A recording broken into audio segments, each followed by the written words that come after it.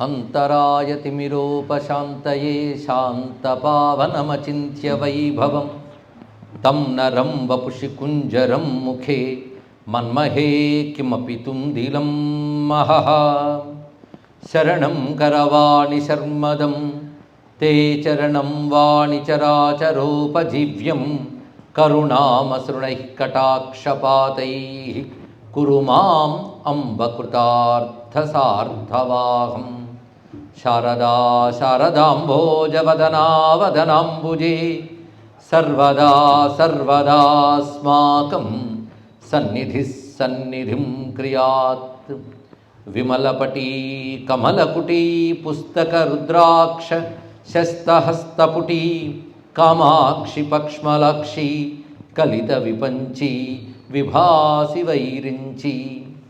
वागर्थाविव सम्पृक्तौ वागर्थप्रतिपत्तये जगतः पितरौ वन्दे पार्वती परमेश्वरौ।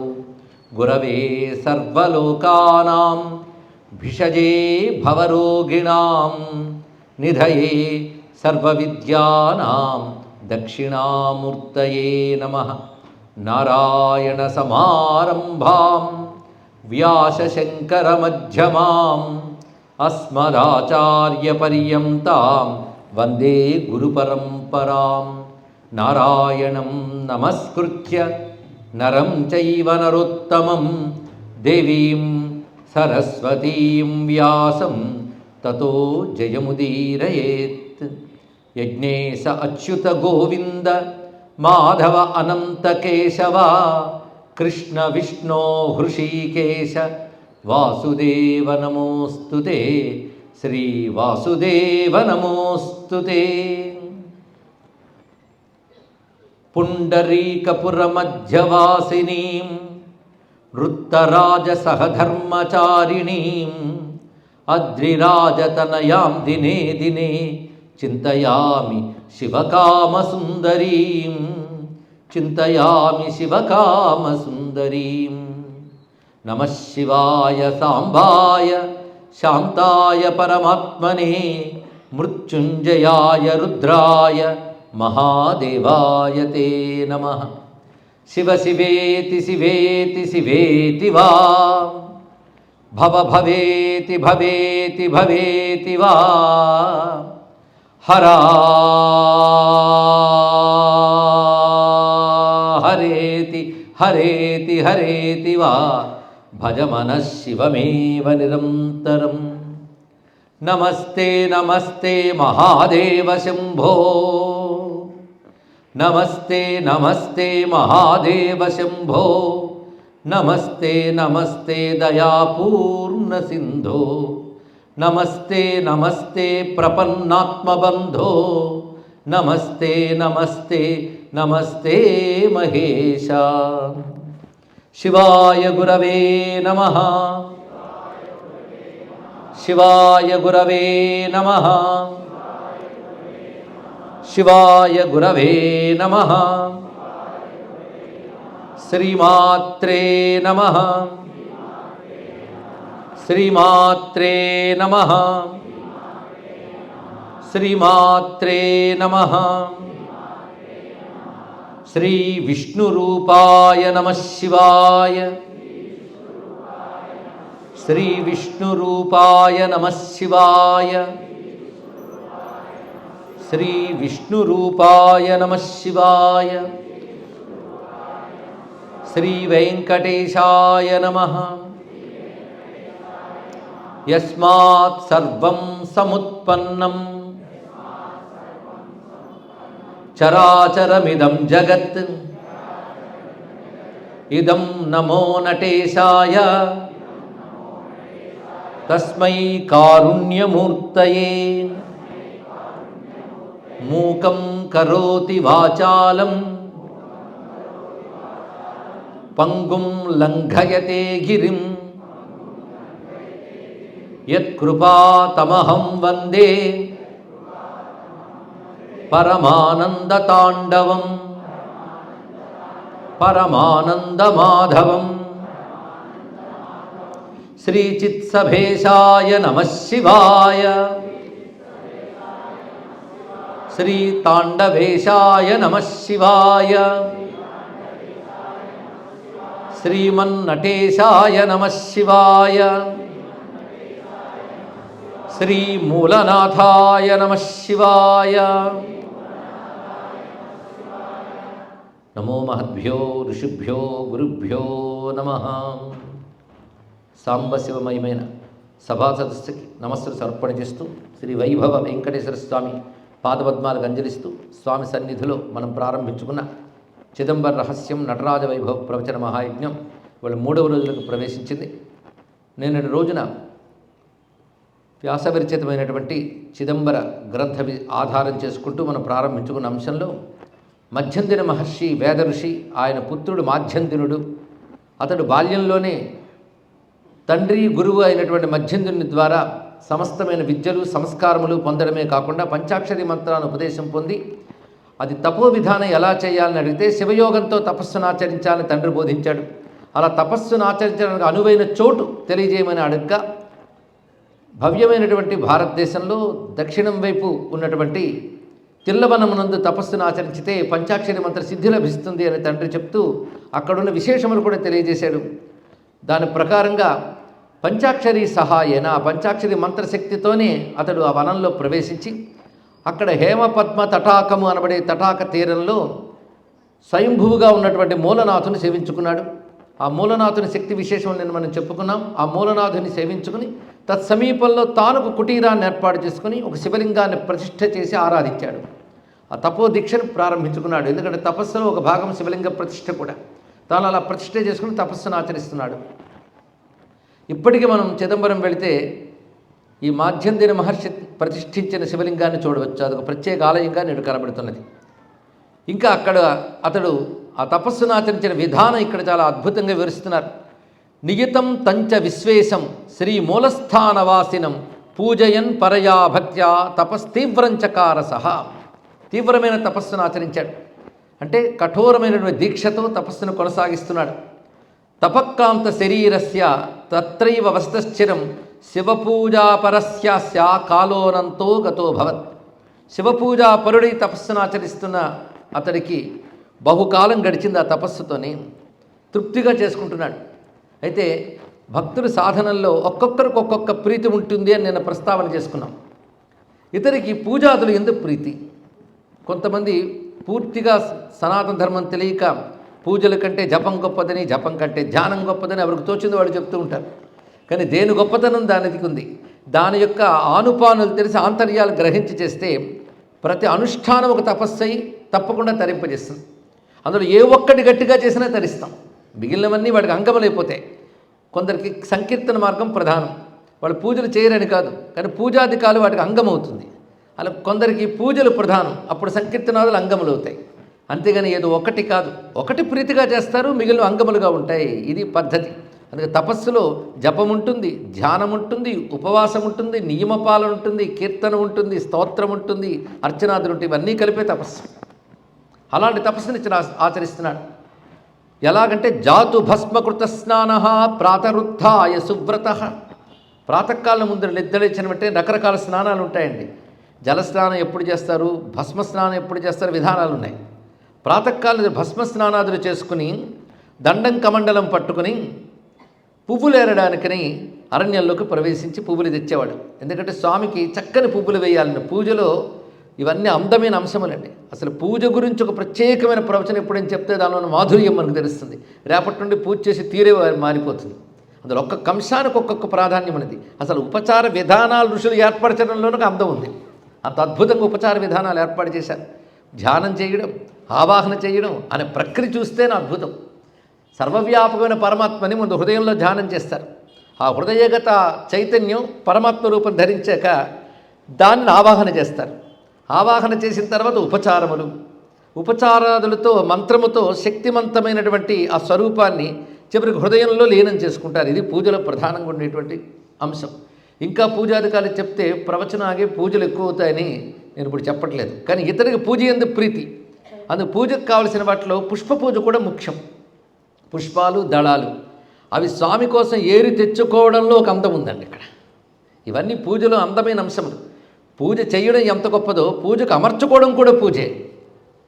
స్వామి గంధం అరగదీయడం కానీ, ఆ పరిసరాలు శుభ్రం చేసుకోవడం కానీ, ఆ పుష్పాధికాలు అన్ని అమర్చుకుని పూజకు ఉపక్రమించడం కానీ ప్రతిదీ అందమే. పైగా భగవంతునికి ప్రీతిపాత్రము అని కొన్ని ఉంటాయి. ఒక్కొక్క దేవతకి ఒక్కొక్క ప్రీతిపాత్రం. కొన్ని అందరికీ వాడతారు కానీ కొన్ని ప్రత్యేకంగా ఒక దేవతకి ప్రీతి. బిల్వధర్మలు ఉన్నాయి విష్ణువునకు, అదేవిధంగా శివునకు, అమ్మవారికి, గణపతికి, సుబ్రహ్మణ్యానికి కూడా ప్రీతే. కానీ శివునికి ప్రీతి అని ఎక్కువ మనం చెప్తాం. అలాగే తులసి దళాలు కూడా శివునికి వాడతారు, విష్ణువుకి వాడతారు, శక్తికి వాడతారు, గణపతికి వాడరు. అది వేరే విషయం. ఎందుకంటే అది ఒక పెద్ద శాస్త్రం. ఇలా ఒక్కొక్కరికున్న తులసి దళాలంటే విష్ణువు మనకు గుర్తుకొస్తాడు. అలా ఒక్కొక్కరికి ఒక్కొక్క ప్రీతి. అది విష్ణు భక్తులు తులసి లేకుండా పూజ చేయమని నియమం పెట్టుకుంటారు. ఎందుకంటే విష్ణువుకి ఏది ప్రీత తమకు ప్రీతి అయిపోతుంది. అది భక్తుడి యొక్క సంస్కారం విధంగా మారుతుంది ఇక్కడ. అలాగే శివునికంటూ బిల్వదళాలు చెప్తారు, తుమ్మి పువ్వులు చెప్తారు, చాలా చాలా వివరములు ఉన్నాయి. ఉమ్మెత్త పువ్వులు ఇత్యాదులు. సంపెంగా మొగలి తప్ప శివునికి ఏ కుసుమైనా పూజించవచ్చు అని శివపురాణాలు మనకు చెప్తున్నాయి. వాటిని తీసుకొచ్చి సమకూర్చుకుని పూజించాలి. అటు వస్తూ మార్కెట్లో దొరుకుతుంది కదా, పొట్లం తెచ్చుకుని వేసేద్దాలండి అనేవాళ్ళు ఉంటారు, సంతోషం. కానీ భక్తితో సమకూర్చుకును దానికంటూ ఒక ఉద్యానవనం వేసుకుని అది తెచ్చుకోవడం కూడా తపస్సే అంటుంది శాస్త్రం. ఇది మోక్షకాంక్ష కలిగిన వారికి క్రమంగా చిత్తశుద్ధినిచ్చి భగవద్ అనుగ్రహాన్నిచ్చి క్రమంగా జ్ఞానాన్ని, భక్తిని ప్రసాదిస్తుంది అని చెప్తారు. అసలు అదేది ఇస్తుందో పక్కన పెట్టి పూజ చేయడంలో తృప్తిని అనుభవిస్తూ పూజ చేయడంత గొప్పదండి. పూజ వల్ల ఏదో తృప్తి కాదు, పూజయే తృప్తిని చేసే విధానం ఉంది. దానికి మా త్యాగయ్యే పెద్ద ప్రమాణం. తులసీ దళములతో సంతోషముగా పూజింతు అంటాడు మహానుభావుడు. ఆ పూజ అంతా మనకు కనబడుతుంది. అలాగా అంత తత్వవేత్త అయి మహాభక్తుడైనటువంటి నాదయోగ సిద్ధుడైనటువంటి త్యాగయ్య కూడా ఆ నాదయోగాన్ని, ఆ జ్ఞానాన్ని పూజలతో కలిపాడు. అది మహాత్ములు జ్ఞానం పొందే జ్ఞానంతో పూజ చేస్తారు కానీ పూజ మానరు. కానీ పూజ తర్వాత జ్ఞానమని జ్ఞానానికి వెళ్ళి పూజ మానేయడం, దీన్ని బట్టి జ్ఞానాన్ని అందరూ తెలుసుకోండి పూజలు మానేసి చెప్పుకోవడం కాదండి ఇక్కడ. లేకపోతే ఆదిశంకర భగవత్పాదుడు వంటి సిద్ధపురుషుడు ఇన్ని స్తోత్రములు రచిస్తూ ఇన్ని క్షేత్రాల్లో పూజా విధానాలు ఏర్పాటు చేస్తారా తెలుసుకోండి ఇక్కడ. కనుక మనకి ఎంతవరకు బాహ్య శరీర స్పృహ ఉంటుందో అంతవరకు పూజాధికారి చేయవలసింది. మనం భోజనం చేస్తున్నంతకాలం నైవేద్యం పెట్టాలి. మన కంటికి చూపు అనేది ఉన్నంతకాలం దీపం పెట్టుకోవాలి. అదేవిధంగా మనకి సువాసన దుర్వాసన భావం ఉన్నంతకాలం ధూపం ఇవ్వాలి, గంధాదులు ఇవ్వాలి. మన వస్త్రాలు కట్టుకున్నంతకాలం వస్త్రము సమర్పించాలి. అదే ప్రకృతిలో మనం ఏది వినియోగిస్తున్నామో అవి ఈశ్వర ప్రసాదం అని తెలుసుకున్నట్టుకై పూజ. ఇది తెలుసుకోవాల్సిన ప్రధానమైన అంశం. అది కైంకర్యం అంత గొప్పది. పూజ చేయడం వల్ల వాడి శరీరం శుద్ధమవుతుంది. పూజలో వాడే మంత్రాదుల వల్ల వాక్కు శుద్ధమవుతుంది. పూజలో చేసే భావన వల్ల మనసు శుద్ధమవుతుంది. త్రికరణములు శుద్ధి చేసే శక్తి పూజలో ఉందండి ఇక్కడ. అంతేకాకుండా ఒక ఇంట్లో పూజ జరిగితే అక్కడ కేంద్రీకృతమైన దివ్యశక్తి ఏదైతే ఉందో అది ఇంటిని రక్షిస్తుంది. ఇంటి పరిసరాల్లో దుష్టశక్తులు రాకుండా చేయగల శక్తి పూజకు ఉంటుంది. అందుకే పూజాగృహం లేని ఇల్లు ఇల్లు కాదు, పూజ లేని ఇల్లు కాదు. భాగవతంలో ఒక మాట చెప్తారు, నారాయణ నీ విగ్రహం లేని ఇల్లు శ్మశానంతో సమానమయ్యా అన్నారు. ఇది రమ్యమైనటువంటి ఆలోచన. అందుకే ఇవన్నీ కూడా మన సనాతన ధర్మంలో విధానంగా పెట్టేశారు. అయితే కొంతమంది ఇది విధిగా విధానంగా చేస్తారు, కొంతమంది ప్రీతిగా యోగంగా చేస్తారు. ఇది తేడా. ఇంట్లో పూజ చేయకపోతే ఏమవుతుందో అని పూజ చేసేవాళ్ళు కొందరు ఉండొచ్చు. మొక్కుబడి పూజలు చేసిన దానికి చేసినంత ఫలితం. కానీ ప్రీతిగా చేసేవాళ్ళు కొందరు ఉంటారు, అది వాళ్ళకి యోగం. ఆ పూజ వాళ్ళకి యోగం అవుతుంది. వాళ్ళది మానుకోలేరు. అబ్బా ఇవాళ కూడా పూజ చేయాలని విసుక్కున్న వాళ్ళు చాలామంది ఉంటారు. అది ఒక పాప సంస్కార ప్రభావం. కానీ ప్రేమగా చేయడం ఉంటుంది. ఇతను అంత ప్రేమగా చేసేవాడు. పైగా అరణ్యంలో ఉంటూ ఆయన అక్కడ ఉద్యానవనాలు ఉండవు. అరణ్యాల్లో పువ్వులకి వాడు కొద ఉండదు, వెతుక్కోవాలి, తీసుకోవాలి. దానికంటూ బయలుదేరేవాడు పొద్దున్న. ఎలాగంటే జటాభి అయం అష్టాభి అలంకృత శిరాముని. ఈ కథలు మనం వినేటప్పుడు ఒక మహాత్ముని జీవన విధానాన్ని పరిశీలించడం ఈ కథల్లో ఉంటుంది అని చెప్పుకున్నాం. 8 రకాల జడలు ఉంటాయండి శిరస్సుకి. అంటే జడలు ధరించడంలో కూడా పద్ధతులు ఉన్నాయి. జటలి, ముండి ఇత్యాది విధానాలతో అర్చనలు చేసేవాళ్ళు ఉంటారు. ఆ జడలు 8 రకాల జడలు ధరించి జగామిపునం శంభో పూజా కుసుమ హేతవే అరణ్యానికి వెళ్ళి పుష్పములు తీసుకొస్తున్నాడు. పైగా ఏరుకుంటున్నాడు జాగ్రత్తగా. మంచి వాసన ఉన్నవి, చక్కగా వికసించినవి ఇటువంటి కుసుమాలు, చక్కని మెత్తని చిగుళ్ళు, దళాలు ఇవన్నీ ఏరుకుని తెచ్చుకుంటూ అలా కుశములు పవిత్రములు అంటే దర్భలు తీసుకుని వాటి పవిత్రములు చేసుకుంటూ ఇక అగ్నిహోత్ర కర్మ కూడా నిత్యం ఉంటుంది కనుక దానికి కావాల్సిన సమిధలు మొదలైనవి ఏరుకుంటూ ఆహారం శరీర రక్షణ కోసం కందమూలములు ఫలములు ఏరుకుని ఇవన్నీ తీసుకొచ్చి సూర్యుడు ఉదయించే సమయం లోపల వచ్చేద్దామని ప్రయత్నం.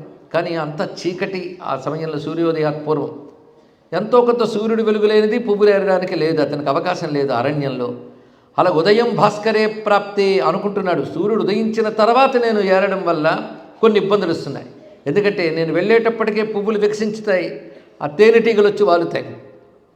ఆ తేనెటీగలు వాలిన తర్వాత మకరందం తీసుకున్నాకనే పువ్వులు ఏరుతున్నాను. పైగా వచ్చి వాలడం వల్ల కుసుమ సౌకుమార్యం కూడా కొంచెం దెబ్బతినే అవకాశం ఉన్నది. పైగా బాగా వికసించిపోయిన పువ్వు కూడదు, అసలు వికసించిన పువ్వు కూడదు. కొన్ని చెట్లకి ఏంటంటే నిన్న వికసించిన పువ్వులు కూడా ఇవాళ పొద్దున కనబడతాయి కొంచెం తాజాగా, అలాంటివి తీయకూడదు. కానీ నేను సూర్యుడు ఉదయించిన తర్వాత వెళ్ళడం వల్ల ఇబ్బందులు అవుతున్నాయి కనుక ప్రత్యుషః రాత్రి పువ్వులు కొయ్యకూడదు. ఇది తెలియాలి. ఈ రోజుల్లో చాలామందికి తెలియలేదు. రాత్రి చెట్లకు నీళ్లు పెడుతూ ఉంటారు, తప్పండి. పూర్వకాలంలో ప్రతి చిన్నపిల్లలకు కూడా తెలుసు, సాయంత్రం అయ్యాక మొక్కలు ముట్టుకోకూడదు, చెట్లు ముట్టుకోకూడదు అనేవారు. ఇప్పుడు ఎవరికీ తెలియదు. రాత్రులు కూడా చెట్లు ముట్టుకునేవాళ్ళు, నీళ్ళు పోసేవాళ్ళు అందరూ అయిపోయారు. పూర్వం పెద్దలు చెప్పేవారు, అన్నిటికీ పురాణాలు వెతకక్కర్లే, శాస్త్రాలు వెతకక్కర్లే, ఇంట్లో పెద్దలు చెప్పేవారు. ఇప్పుడు చెప్తామంటే పెద్దలకు కూడా తెలియదు, ఎందుకంటే వాళ్ళ పెద్దలు చెప్పలేదు కనుక. ఇవి చిన్న చిన్నవి కూడా తెలియని పరిస్థితులకు మనం వెళ్ళిపోయాం. రాత్రిపూట చెట్ల దగ్గరికి వెళ్ళొద్దంటారు, దానికి ఇప్పుడు సైన్స్ ఏదో చెప్తుంటారు. కానీ ఇప్పుడు సైన్స్ ఏం కాదు, పెద్దలు చెప్పారని చేసేవారు. ఎంత బాగుండేదో ఆ మాధుర్యం. సరే, మొత్తానికి రాత్రి కొయ్యకూడదు, ఏ పువ్వుల్ని కొయ్యకూడదు, కొమ్మలు తెంచకూడదు, చెట్లకి నీళ్ళు పోయకూడదు. ఉషక్కాలంలో అప్పుడు అరవిరిసి ఉంటాయి, ఆ సమయంలో తీయాలి. ఉషక్కాలం దోషం లేదు. కానీ ఉషక్కాలంలో వెళ్ళాలి అంటే అరణ్యంలో కొన్ని ఇబ్బందులు ఉన్నాయి. అది అరణ్యం, అదే ఇంట్లో పెట్టుకున్న తోట కాదు కదా. నిశాంధకార సంచన్నాస్తస్య మార్గా నిరంతరాహ, త్రోవలన్నీ కూడా ఇంక చీకటితోనే ఉంటాయి. ప్రత్యుషస్యేవ చోత్థాయి ఎదిగంతుం కృతోద్యమ, ప్రత్యుషకాలంలో వెళ్ళి చేద్దామా అంటే ఆ ఇబ్బంది ఉంటుంది ఆ చీకట్లో. పైగా రాత్రి మంచు కురుస్తుంది కనుక ఏమైనా చెట్లెక్కి వెళదామా అంటే మంచుతో జారిపోతూ ఉంటాం మధ్యలో, ఇదొక ఇబ్బంది ఉన్నది. ఇదో బాధపడుతున్నాడు. అందుకే ఏం చేస్తామండి, దొరికినవి చేస్తాం అనుకోకుండా చక్కగా సేకరించి చెయ్యాలని తపన కలిగిన వాడు కనుక, అయ్యో స్వామికి చక్కటి వేయలేకపోతున్నానే. ఎందుకంటే ఈ మానవ దేహానికి ఆ రాత్రి వెళ్ళి ఆ చీకట్లో చూడగలిగే శక్తి కంటికి లేదు. ఒకవేళ పాకి వెళదామంటే చేతికి కాళ్ళకి, మానవ శరీరంలో ఉన్న చేతికి కాళ్ళకి ఆ పాకి వెళ్ళి పట్టుకునే శక్తి లేదు, గ్రిప్ దొరకదు. ఎందుకంటే మంచు ప్రవహిస్తూ ఉంటుంది, పడుతూ ఉంటుంది కనుక. ప్రస్యంది హిమధారేషు భూరుహేషు సమంతత ఆరు వృక్షోర్న సజ్జేతే హస్తౌ పాదవు చ కుత్రచిత్. చెట్లు ఎక్కదలిచిన వాళ్ళకి ఆ పట్టుకుని పైకి వెళ్ళడానికి ఈ చేతులు ఈ పాదాలు సహకరించం. కొన్ని జంతువులు ఉంటాయి వాటికి సహకరిస్తుంది, అలాంటి పాదాలు చేతులు నాకు లేవే అనుకున్నాడు. ఇక్కడ ఆలోచించవలసిన అతను హృదయాన్ని మనం గమనించాలి. అతను తన కోసం ఏమీగా అనుకోవట్లేదు, స్వామికి ప్రేమగా పూజించాలనుకుంటున్నాడు. ఈ శరీరాకృతి కూడా జంతు ఆకృతిగా మారిపోయినా పర్వాలేదు అనుకుంటున్నాడు. చూడండి ఎటువంటి స్వభావం అది. దేనికి సంకేతం అంటే అతనికి శివునిపై ఉన్న అపారమైన ప్రేమకు సంకేతం. భగవంతుడు ఆ ప్రేమను చూస్తాడు, గమనిస్తూ ఉంటాడు. పైగా ఇక్కడ కొన్ని శాస్త్రం తెలిసిన వాడు ఇతడు. ఎటువంటి కుసుమాలు కొయ్యకూడదో ఇక్కడ చెప్తాడు. ఇక్కడ భృంగభుక్తాని పుష్పాని, తుమ్మెదులు తినిన పువ్వుల్ని అంటే అవి ఆస్వాదించిన పువ్వుల్ని కొయ్యకూడదు. బాగా వికసించని పువ్వుల్ని కొయ్యకూడదు. ముందు రోజు పూర్వవాసర ఫుల్లాని నిర్గంధాని విశేషత. పూర్వవాసర ఫుల్లాని ముందు రోజే వికసించి ఇంకే వాళ్ళు తాజాగా పొరపాటున కనబడవచ్చు, అలాంటివి తీయరాదు. వాసన లేని పువ్వులు వేయరాదు. ఇవన్నీ ఆగమవాక్యములు చెప్తున్నాయి. వర్జన్యాగమవాక్యేన, ఇక్కడ పువ్వుల గురించి శాస్త్రములు చెప్తున్న కొన్ని విషయాలు తెలుసుకోవాలి. రెక్కలూడిన పువ్వులు వేయరాదు భగవంతుడికి. కొంతమంది పువ్వులు సరిపోవటానికి కేవలం రెక్కలు ఊడ్చుతూ ఉంటారు.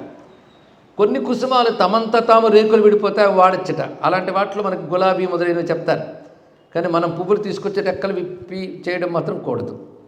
అలాగే తులసి కానీ బిల్వము కానీ ఆకులు వేయరు, దళము వేస్తారు. దళానికి ఆకులకి తేడా చాలామంది తెలిసి ఉంటుంది. అలా వేటికి దళములు, వాటి దళములు అంటారు కానీ ఆకులు అనరాదు. పత్రములు కొన్ని ఉంటాయి, అవి వేయచ్చు, ఆ పత్రములు వేరు. కానీ తులసి బిల్వాలకి దళములే చెప్తారు. ఇలా వివిధములు ఉన్నాయి. అదేవిధంగా పువ్వులు పట్టుకొస్తూ ఎవరైనా కనబడితే నమస్కారం అండి అన్నాం అనుకోండి, ఇంకా పువ్వులు దేవుడికి వాడరాదు. ఇది కూడా తెలుసుకోవాల్సింది. కొంత తెలియక వాటి పట్టుకు నమస్కారం అండి అంటారు, అయితే అక్కడ ఉంచమ్మా దేవుడికి ఇవ్వకు అని చెప్పాలి. ఇలాంటివి చాలా ఉంటాయి. అలాగే వస్త్రంలో కోసిన పువ్వులు ఏనాడు భగవంతుడికి వాడరాదు. వాటికంటూ పళ్ళెము బుట్ట పట్టుకోవాలి అని చెప్తారు, కానీ వస్త్రాల్లో వేసుకుని వాడరాదు. ఇవన్నీ ధర్మశాస్త్రంలో కుసుమాల గురించి చెప్తారు. ఎందుకు అంత చెప్పారు ఏంటంటే కుసుమ పూజకున్న ప్రత్యేకత తెలియాలి. భగవంతుడికి ఒక్కొక్క ఉపచారానికి ఒక పరమార్థం ఉంది. ఆ ఉపచారముల వల్ల లభించేవేవో శాస్త్రం చెప్తుంది. ఒక్కొక్క ఉపచారానికి ఒక్కొక్క ప్రయోజనం. పూజ అంతటికి ఒకే ప్రయోజనం కాదట, పూజలు ఒక్కొక్క ఉపచారానికి ఒక్కొక్క ప్రయోజనం. ఎంత చెప్తుందో శాస్త్రం. ఇంత శాస్త్రం ఋషులు తెలియజేసి మనకు సులభంగా అలవాటు చేశారు కనుక విలువ తెలియట్లేదు వాటికి. ఎక్కడ ఈ విధానం ఉండదండి. అందుకే మొత్తం అనుష్ఠానాల్లో పూజకున్నంత గొప్పతనం మరొకదానికి లేదు. కలిముదిరిన కొద్దీ మన సనాతన ధర్మంలో కూడా ధ్యానం గొప్పదని, జ్ఞానం గొప్పదని, తపస్సు గొప్పదని వీటన్నిటికి సున్నాలు చుట్టేసేవాళ్ళు చాలామంది కనబడుతున్నారు. అవి గొప్పవి కాదని కాదు, కానీ ఇదేం తక్కువది కాదు. పైగా ఆ ధ్యానము, ఆ కీర్తన, ఆ మంత్రము అన్ని పూజలకు కల్పిస్తారు. చూడండి, ఇక్కడ అంత గొప్పది పూజ. ఇక్కడ ఇతర పూజలు ప్రధానంగా ఉన్నాం కనుక అన్ని వివరించే సమయం దొరకట్లేదు. కానీ ఒక్కొక్క ఉపచారానికి ఒక్కొక్క ప్రయోజనం పురాణం చెప్తుంది. గంధమిస్తే ఏమొస్తుంది, ధూపమిస్తే ఏమిటి, దీపమిస్తే ఏమిటి, ఒక్కొక్క దానికి ఒక ప్రయోజనం చెప్పారు. ఇటువైపు చుట్టుపట్లంతా బ్రహ్మ విద్యను బోధిస్తూ మధ్యలో చెప్తారు ఈ విషయాన్ని. అంటే దీనికి బ్రహ్మ విద్యకి ఏం విరోధం లేదయ్యా అని చెప్తూ ఉన్నటువంటి విధానం. అందుకే సనాతన ధర్మంలో ఉన్నటువంటి పూజ అనేది ఇంకెక్కడా కనబడని ఒకానొక అద్భుతమైనటువంటి ఆశ్చర్యకరమైన పద్ధతిది. అలాంటి పద్ధతి కలిగిన సనాతన ధర్మంలో మనం పుట్టాం. భగవంతుడితో మనస్సు అనుసంధానం చేసుకోవడానికి ఎన్ని పద్ధతులు ఏర్పాటు చేశారు ఋషులు. చూడండి, ఇక్కడ ఒక ధ్యానం చేయొచ్చు, ఒక కీర్తన పాడచ్చు, ఒక చింతన చేసుకోవచ్చు, ఒక భావన చేయొచ్చు, ఒక అర్చన చేయవచ్చు, ఒక క్షేత్రయాత్ర చేయవచ్చు. ఎన్ని రకాల పద్ధతులు. జీవలక్షణం బట్టి ఒక్కొక్కడికి ఒక్కొక్క దాని యందు ప్రీతి. పూజల్లో మళ్ళీ కొందరికి కొన్ని ఉపచారాల్లో ప్రీతి ఉంటుంది. కొందరికి ధూపం ఇవ్వడం ఇష్టం, కొందరికి నైవేద్యాలు పెడితే సరదా, కొందరికి హారతులు ఇస్తే సరదా. అవి ఎందుకు ఏర్పడతాయంటే జీవలక్షణాలు అవి. కొందరికి పులుపు ఇష్టం, కొందరికి తీపి ఇష్టం. అంటే ఎందుకు ఏం చెప్పగలమండి, అది శరీర లక్షణం. అలాగే ఇది కూడా జీవలక్షణం బట్టి భావం ఏర్పడుతుంది. భావం బట్టి ఒక్కొక్కడికి ఇష్టం, ఇతరికి పూజ ఇష్టం. ఈ విషయాన్ని భక్తిలో రకరకాల పద్ధతులు ఉంటాయి. ఇదే కాదు, భక్తి యొక్క అభివ్యక్తులు ఇవన్నీ అంటాడు మన నారదుల వారు భక్తి సూత్రాల్లో అంటూ కొన్ని రకాల పద్ధతులు. కొందరికి ఇష్టమయ్యా ఏం చేస్తాం అంటూ కథాదిషు అనురాగ ఇది పారాశర్య, పూజాదిషు అనురాగ ఇది గర్గ అంటూ ఒక్కొక్కటి చెప్తాడు. అంటే కథాదుల యందు అనురాగం అంటాడు పారాశర్యుడు, పూజల యందు అనురాగం అంటాడు గర్గ మహర్షి అంటూ మహర్షులే చెప్పారు ఈ విధానం. చూడండి, ఇక్కడ మహర్షుల విధానాలు ఏర్పరిచారు. అందుకే ఇలాంటి పువ్వులు వేయాలని శాస్త్రం చెప్తోంది. నాకంత శాస్త్రంగా చక్కగా పువ్వులు వేసే అవకాశం దొరకట్లేదు. ఎందుకంటే ఈ మానవ దేహంకి కొన్ని పరిమితులు ఉన్నాయి. ఈ అరణ్యంలో ఈ మానవ దేహం అన్నిటికీ తగ్గట్టు ఉండలేదు అని కింక రోమీతి చింతాభి భృషం నిర్వణమానస. ఆ బాధకు పెరిగింది దానికి. క్రమంగా రోజు రోజుకి సాధన పెరుగుతున్న కొద్దీ బాధ పెరుగుతుంది. అయ్యో సరిగ్గా పువ్వులు సేకరించలేకపోతున్నానే అని ఆ బాధ శివుడితోనే చెప్పుకున్నాడు. చంద్రచూడ మహేశాన గంగాధర జటాధర ప్రసీద భగవాన్ మేద్య శంకర ఈశా దయానిధే మా మధ్య రక్షితుం నిత్యం కారుణ్యం యదితే విభో భక్తిహీనస్య మే వాంఛాం దేహి దేహి జగద్గురు. అసలు ఏవైనా సేకరించగలిగే శక్తి భక్తికి ఉంటుంది. నాకు ఆ భక్తి తగినంత లేదు అనుకుంటున్నాడు. ఈ మధ్య అనుకునేది కూడా నిజమైన భక్తుడేనండి. గొప్ప భక్తుడే, నాకు భక్తి తగినంత లేదేమో అనుకుంటాడు. అంతగా నేను ఎంత భక్తుడినో తెలుసా అంటాడా. అందుకే త్యాగయ్య అంటాడు భక్తి బిచ్చమియ్యవే రామయ్య అన్నాడు. శంకర భగవత్పాదులు వారు అంటారు స్థిరాందేహి భక్తిం భవత్పాద పద్మే అన్నాడు. ఇక్కడ భక్తిని అడిగారు అంటే భక్తి ఉంటేనే భక్తి అడుగుతారండి. భక్తి రుచి మరిగారు కనుక భక్తి ఇంకా కావాలంటారు. తృప్తి లేదు, ఇంకా కావాలి, ఇంకా కావాలి, తనివి తీరిన భక్తి కావాలి. పైగా నాకు ఇంకా శంకరానుగ్రహం కలగలేదు, ఎందుకంటే నా భక్తి లేదు. భక్తి ఉంటే తప్పకుండా కలిగేది. కనుక అనుగ్రహం కలగకపోవడం శివుని యొక్క పొరపాటు కాదు, లేదా శివుని యొక్క తప్పు కాదు. భక్తి లేకపోవడం అనే దోషం నా దగ్గర ఉంది కనుక శివుని అనుగ్రహం కలగలేదు అని భావిస్తాడు ఉత్తమ భక్తుడు. అదే భక్తిహీనస్య, నా భక్తి లేదయ్యా కానీ ఏడుస్తున్నాను కదా, నా కోరిక తెచ్చవయ్యా. ఎందుకంటే ఇంకెవరిని అడుగుతాను చెప్పు. త్వయా వినా శరణ్యేన నహిమే గతి ఈశ్వర, నువ్వు తప్ప నాకు గతి లేదు కనుక నిశ్చిత బుద్ధితో అడుగుతున్నాను. నువ్వే ఈ పూజ చక్కగా చేసుకునే అవకాశం నాకు ఇవ్వు. భక్తి కలిగి అడగట్లేదు, ఆ పూజ చెయ్యమని ఆర్తితో అడుగుతున్నాను. ఎందుకంటే నువ్వు అనుగ్రహించాలన్నా నువ్వెక్కడా, నా భక్తి ఎక్కడయ్యా. నేనంతా, నా భక్తి అంతా, నువ్వెంత. త్వభక్తి పరిహీనోహం క్వచ పూజామయా కృత క్వభాన్ పరమేశాన బ్రహ్మ విష్ణుసురార్చిత. బ్రహ్మాది దేవతల చేత పూజింపబడే భగవంతుడు నువ్వు, నేను ఆ భక్తి లేనివాడిను. నా పూజ అంతా, నేనంతా, నువ్వెంతటి వాడివి, దేవతల చేత ఆరాధింపబడినవాడివి. అర కొర్ర పూజలు నావి, అమరార్చిత మూర్తి నీది, హరహర మన్నింపుమా అపరాధిని అజ్ఞానిని. గొప్ప పూజలు చేశాను అహంకరించడమా? కొంతమంది భగవంతుడికి డొనేట్ చేసి అందరూ చూసారా లేదా అని చూస్తారు, లేకపోతే ఫోటో తీర్చుకుని గ్రూపుల్లో పెడుతుంటారు. ఎంత సిగ్గుతో చేయాలో భగవంతుడికి సేవ. నేను చేయడం ఎంత, అఖిలాండ కోటి బ్రహ్మాండ నాయుడికి నేనిచ్చేదంతా అనేటువంటి ఒక నైత్యభావం అంటారు దీన్ని. భక్తిలో దీన్ని నైత్యానుసంధానము అని అంటారండి. ఇక్కడ ఒక దైన్యభావం ఉండాలి, అహంకార భావం ఉండకూడదు. అందుకే ఈ మాటలన్నీ ఇలా పలుకుతున్నాడు. పైగా నరాణాం భక్తిహీనానాం తవ రూపం నదృశ్యతే. నిన్న చెప్పుకున్న మాట మనం శివుడు గీతగా చెప్పాడు కదా నిన్న. నందీశ్వరుడితో శివుడు చెప్తున్న కథ ఇదంతా. అప్పుడు తాను చెప్తున్నాడు భక్తి కలిగిన వాళ్ళకి నేను సులభుడిని. అది శాస్త్రం చెప్తున్న మాట అంటున్నాడు మాధ్యందినుడు. నరాణాం భక్తిహీనానాం తవ రూపం నదృశ్యతే. భక్తి లేని నరులకు నీ రూపము గోచరము కాదు. ఇది త్యాగమానాం వాక్యాన్ని, ఇవి ఆగమ వాక్యములు. అవి నాకు తెలుసు, కానీ ఏం చేయను? భక్తిలో గొప్పవాడిని అని చెప్పట్లేదు, కానీ కోరిక తీరాలి స్వామి, నువ్వు దయతో చేయవలసినదే అని బాధపడుతూ దుఃఖిస్తున్నాడు. ఇలా దుఃఖిస్తుంటే ఒక ప్రాతకాలం మళ్ళీ లేచి, ఇంత చీకట్లో వెళ్ళలేను, సూర్యుడు ఉదయించే వెళ్ళాలి, ఏం చేస్తాం అనుకుంటున్న సమయంలో ఒక్కసారి మూలనాథుడిని ధ్యానం చేశాడు. తాను ప్రవేశించిన వెంటనే మూలనాథలింగంలో ఏ రూపం కనబడిందో ఆ రూపంతో శివుడు పార్వతీ సమేతుడు ప్రత్యక్షమయ్యాడు మాధ్యందినికి. తప్పిస్తే దొరకడా అండి? ఏడిస్తే ఈశ్వరుడైనా వస్తాడు, ఇది తెలుసుకోండి. ఇక్కడ వచ్చేటంతా ఏడవాలి. ఆ మాట అన్నారు రామకృష్ణ పరమహంస. మీరు దేవుణ్ణి చూశారంటే చూశాను, ఎలా చూశారంటే ఏడ్చాను అన్నాడు. ఏడ్చానయ్యా, ఏడ్చాను, ఏడిస్తే దొరికాడు. ఏడుగు దొరుకుతాడు, ఏం అక్కర్లేదు దానికి. నువ్వు ఏడ్చేవా ఎప్పుడైనా ఆయన కోసం? నువ్వు ఎన్నిటి కోసం ఏడ్చావు, ఆయన కోసం ఏడవలేదు. ఏడిస్తే వెంటనే అనుగ్రహించేవాడు ఆయన, అది తెలుసుకో ఇక్కడ అని రామకృష్ణ పరమహంస ఏడ్చి సాధించాడు. ఆయన బాలానాం రోదనం బలం కాదు, భక్తానాం రోదనం బలం. భక్తులకు కూడా ఏడిస్తే సాధిస్తారు ఎవరైనా. అందుకే తదపిచ్చ నజానే విలపనం అన్నారు శంకర భగవత్పాల వారు. మంత్రం రాదు, యంత్రం రాదు, తంత్రం రాదు, ఏడవడం కూడా రాదే అన్నాడు ఇక్కడ. అది కూడా వచ్చండి, ఏడవడం కూడా రాదు ఇక్కడ. అంటే మంత్రం తంత్రమే దానికంటే సులభం అనుకుంటాం మనం. ఏడవడమే మహాకష్టం. ఎంత కరగాలి హృదయం ఏడవాలంటే, ఎంత అహంకారం కరగాలి, పేరుకుపోయిన ఎన్ని వాసనలు తొలగాలి, ఎంత విశ్వాసం పొంగాలి, అప్పుడు కరుగుతుంది హృదయం, అప్పుడు వస్తుంది కన్నీరు. అందుకే తదపిచ్చ నజానే విలపనం అనేటువంటిది 1000 ఉపాసనల కంటే గొప్పదండి. ఒక్క విలపనం అంత గొప్పది ఇక్కడ.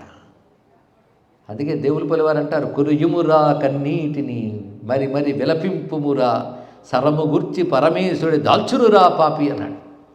బాగా ఏడు, నువ్వు ఏడ్చావనుకో, అలా ఏడిస్తే కన్నీటి చుక్కలు రాలిపోతాయి అనుకుంటున్నావు, ఆ కన్నీటి చుక్కల్ని ముత్యాల మాల్లా చేసి భగవంతుడు వేసుకుంటాడు సుమా అని చెప్పాడు మహాత్ముడు. ఏడిస్తే కనబడ్డాడు ఈశ్వరుడు. ఆయన చూడగానే ఇంతవరకు ఒక ఏడుపు, ఇప్పుడు మరో ఏడుపు. ధారారూప సముద్భూత హర్షాశ్రు రుచిరేక్షణ. ఏమి కవిత్వం అండి! ఎవరైనా పురాణాల్లో వ్యాసుని కవిత్వం రీసెర్చ్ చేస్తే చాలా అద్భుతమైన అంశం వస్తుంది ఇక్కడ. ధారారూప సముద్భూత హర్షాశ్రు రుచిరయీక్షణ. ఆయనకి ధారారూపంగా ఆనందాశ్రులు వస్తున్నాయి. ఆనందాశ్రులతో కళ్ళు నిండిపోయాయి, దానితో కళ్ళు ఒక తడతడలాడుతున్నాయి. అలాగా రుచిరయీక్షణ, వెలిగిపోతున్న కళ్ళు.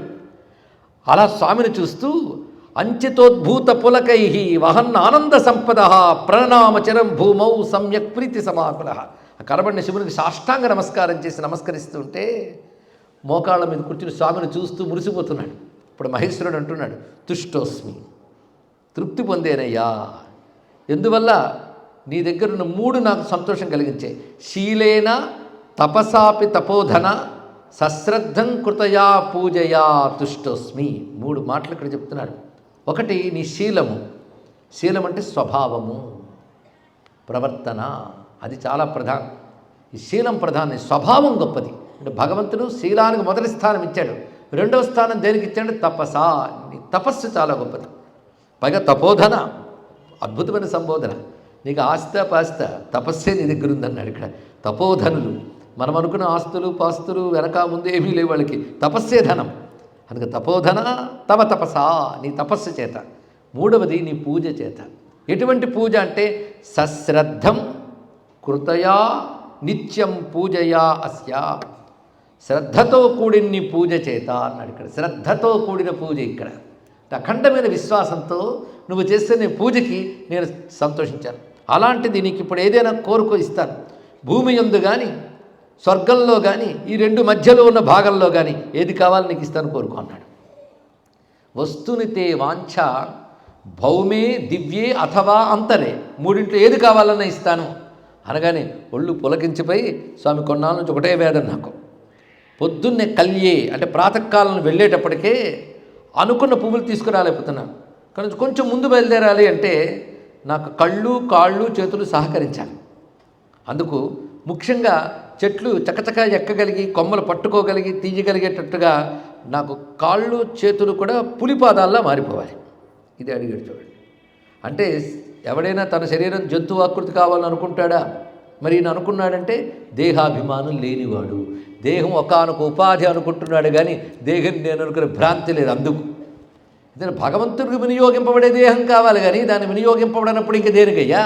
కమలాక్షు రక్షించు కర్మలు కర్మలు అని చెప్పినట్లు ఆయనకి వినియోగించడానికి తగ్గవి కావాలి. అందుకే నాకు కావలసింది ఏంటంటే హస్తపాదేషు వ్యాఘ్ర రూపం. హస్తపాదముల యందు నాకు వ్యాఘ్ర రూపాన్నిచ్చి పులి రూపాన్నిచ్చి, నేత్రేచ కళ్ళు ఎలా అవ్వాలంటే నేత్రేచ కించమే స్యాతాం తత్ర తత్రైవ సుప్రభే, కళ్ళు కూడా ఎలా ఉండాలంటే ఆ చీకట్లో కూడా దేన్నైనా చూడగలిగినటువంటి కాంతి రూపమైన కళ్ళు కావాలి నాకు. అవి కూడా పులి కళ్ళకు ఆసక్తి ఉంటుందిట. కానీ మొత్తానికి వ్యాఘ్ర రూపాన్ని కోరుకున్నాడు. మొత్తం వ్యాఘ్రం కాకపోయినా కొన్ని అవయములందు వ్యాఘ్ర లక్షణాలు. పైగా నేను వ్యాఘ్ర రూపాన్ని ధరించిన తర్వాత ఈ ప్రాంతమంతా నా పేరు మీద ఉంటే బాగుంటుంది అన్నాడు. ఇక్కడ మొత్తం 3 కోరికలు. ఈ 3 కోరికలు తీరుస్తున్నాను. ఇక నుంచి ఈ చోటు వ్యాఘ్రపురము అని పేరు పొందుతుంది. దాన్ని ఇప్పటికీ కూడా పులియూరు అంటారండి ద్రవిడ భాషలో. పులి ఊరు, పులి అంటే మనకి వాళ్ళకి కూడా ఒకటే, అన్ని ద్రవిడ భాషలే కదా. పులి ఊరు, పులియూరు. ఊరి పేరు పులియూరు అయిపోయింది. ఈయన గారి పేరు వ్యాఘ్రపాదుడు అయ్యాడు. ఈయన పేరు వ్యాఘ్రపాద మహర్షి. వ్యాఘ్రపాద మహర్షి యొక్క చరిత్ర, మధ్యందిన మహర్షి యొక్క పుత్రుడైన మాధ్యందినుడు ఇకపై వ్యాఘ్రపాదుడని వ్యవహరింపబడతాడు. ఈ కథ ఎప్పటిది అంటే నిన్నటి ద్వాపర యుగం మొన్నటి కృతయుగం కాదు, ఏనాటిదో తెలియదు. పురాణాలలో హిస్టరీ ఉంటుంది కానీ హిస్టరీని మనం వెతకలేము, తెలుసుకోండి. కానీ భారతీయుల అసలు చరిత్ర మాత్రం పురాణాల్లోనే దాగి ఉంటుంది. ఈ సూత్రం చాలు. ఎలా దాగి ఉంటుందని ఎవడు రీసెర్చ్ వాడు చేయాలి. మళ్ళీ ఇది ఒక పెద్ద సబ్జెక్టు. సరే, అటువైపు వదిలి దీనికి నిన్నటిది మొన్నటిది అని మన్మంతరాలు చెప్పలేం. ఎప్పటిదో తెలియదు ఈ కాలం. ఎప్పటిదంటే ఆశ్చర్యపోతుంది. అత్యంత ప్రాచీన కాలం నాటిది. ఎప్పటివాడో వ్యాఘ్రపాద మహర్షి. ఒక్క రహస్యం, పాండవుల గోత్రం వ్యాఘ్రపాద గోత్రం. ఇది కూడా తెలుసుకోవాల్సింది. ఈ మహర్షి యొక్క గోత్రం అది. భీష్ముడికి వాళ్ళకి చెప్పడం వ్యాఘ్రపాద గోత్రం అనే చెప్తాను ఇక్కడ. అంటే గోత్ర ప్రవర్తకుడైన వేద ఋషి వ్యాఘ్రపాదుడు, సామాన్యుడు కాడు, మహర్షి. ఇది పులి రూపం కోరాడు కనుక ఇది ఆటవికుడు అజ్ఞానం అనుకుంటారు. వెంటనే రీసెర్చర్స్ కాల్సి బయలుదేరి ఆనాటి మానవులు భారతదేశంలో వాళ్ళు ఆటవిక దశలో ఉండేవారు అని కూడా రాసేస్తారు వాళ్ళకి. అరే తపస్సుతో సంపాదించుకున్నాడు. ఎందుకంటే వాళ్ళు జంతు ఉపాధులు మానవ ఉపాధులు ఉపాధులే తప్ప వీటిల్లో అసలు సారం లేదని తెలిసిన వాళ్ళు మామూలు వారు కాదు ఇక్కడ. అది ఎంత అందమైన అంశం ఇక్కడ కనబడుతున్నది. ఎంత శివుడు కనబడితే ఆయన కోరుకున్నది ఏమిటి? పులిపాదాలు పులి చేతులు. ఇందులో కూడా స్వామి పట్ల ప్రీతిని చూపిస్తున్నాడు ఆయన. స్వామి పూజలో ఉన్న తృప్తి. అంతేగాని నాకు మోక్షం ఇచ్చి వెయ్యా అని అడిగలేదు. అంటే మోక్షం కంటే మించిన ఆనందం ఏదో తాను స్వామిని చేస్తున్న అనుష్ఠానంలో పొందుతున్నాడంటే అతని యొక్క నిర్మలమైన హృదయం ఏంటో గమనించాలి. అయితే శివుడు ఆ స్థితిలోనే ఉంచాడు. ఎక్కడికి తీసుకెళ్ళాలో ఆయన తీసుకెళ్తాడు. ముందు అనుగ్రహించాడు. తేనైవ వాంఛితం తత్ర సర్వేషాం అతి దుర్లభం. అందరికీ అంత తేలిగ్గా దొరకనటువంటి ఆ దుర్లభమైన వరాన్నిచ్చి వెళ్ళిపోయాడు ఆయన. తదాభ్యమునేస్తస్య తపోరాశేర్మహాత్మనః వ్యాఘ్రపాద ఇతి ఖ్యాతి ఆసీద్ అద్భుతకారిణి. అప్పటి నుంచి ఆయనకి వ్యాఘ్రపాద అనే ఖ్యాతి వచ్చింది. ఇంకా ఉత్సాహంగా పూజ చేసుకోవడం ప్రారంభించాడండి. ఉషసి ఉత్థాయ నిత్యం భక్తి సమన్విత సర్వం కర్మ యథాపూర్వం కృత్వా. ఇంకా ప్రాతకాలంలో లేచి దండిగా వెళ్ళి అన్ని తీసుకొస్తూ ఎన్ని రకాల కుసుమాలు, ఎన్ని రకాల పత్రాలు, దళాలు తెచ్చేవాడు. ఇక్కడ వరుసగా కొన్ని శ్లోకాలు రాశారు. మన సమయం పెరుగుతుందని చెప్పలేం కానీ విస్తారంగా వ్యాసుడు మాత్రం హాయిగా చెప్పుకున్నాడు ఇక్కడ. శ్లాఘ్యగంధై కురవకై చంపకై హేమకాంతిభి మాణిక్యాంకురసచ్ఛాయి పాటలై పుణ్యసౌరభై మాలతీ కుసుమై నవ్యై మల్లికా కుసుమైస్తథ పద్మై కువలయై పుల్లై కహ్లారైశ్చ సుగంధిభి. ఇన్ని రకాలు వీడితో పాదారవిందమీసస్య. ఆ శివుని పాదాలకి వీడితో ఆరాధన చేస్తూ ఆనందంగా గడుపుతున్నాడు ఆ భవ్యమైనటువంటి తిల్లవనం. ఇప్పుడు మనం వ్యాఘ్రపురం అనాలి. ఇక్కడ ఆ చోట గడుపుతూ ఉండగా అతని సాధన కేవలం పూజ కాదు, పూజకి అంగములుగా మిగిలిన సాధన కూడా చేస్తున్నాడు. ఈ మాట మళ్ళీ మరొక్కసారి చెప్పుకోవాలి. సాధనగా ఒక మార్గం ఎంచుకుంటాం, దాని మిగిలిన అంగములు అవుతాయి.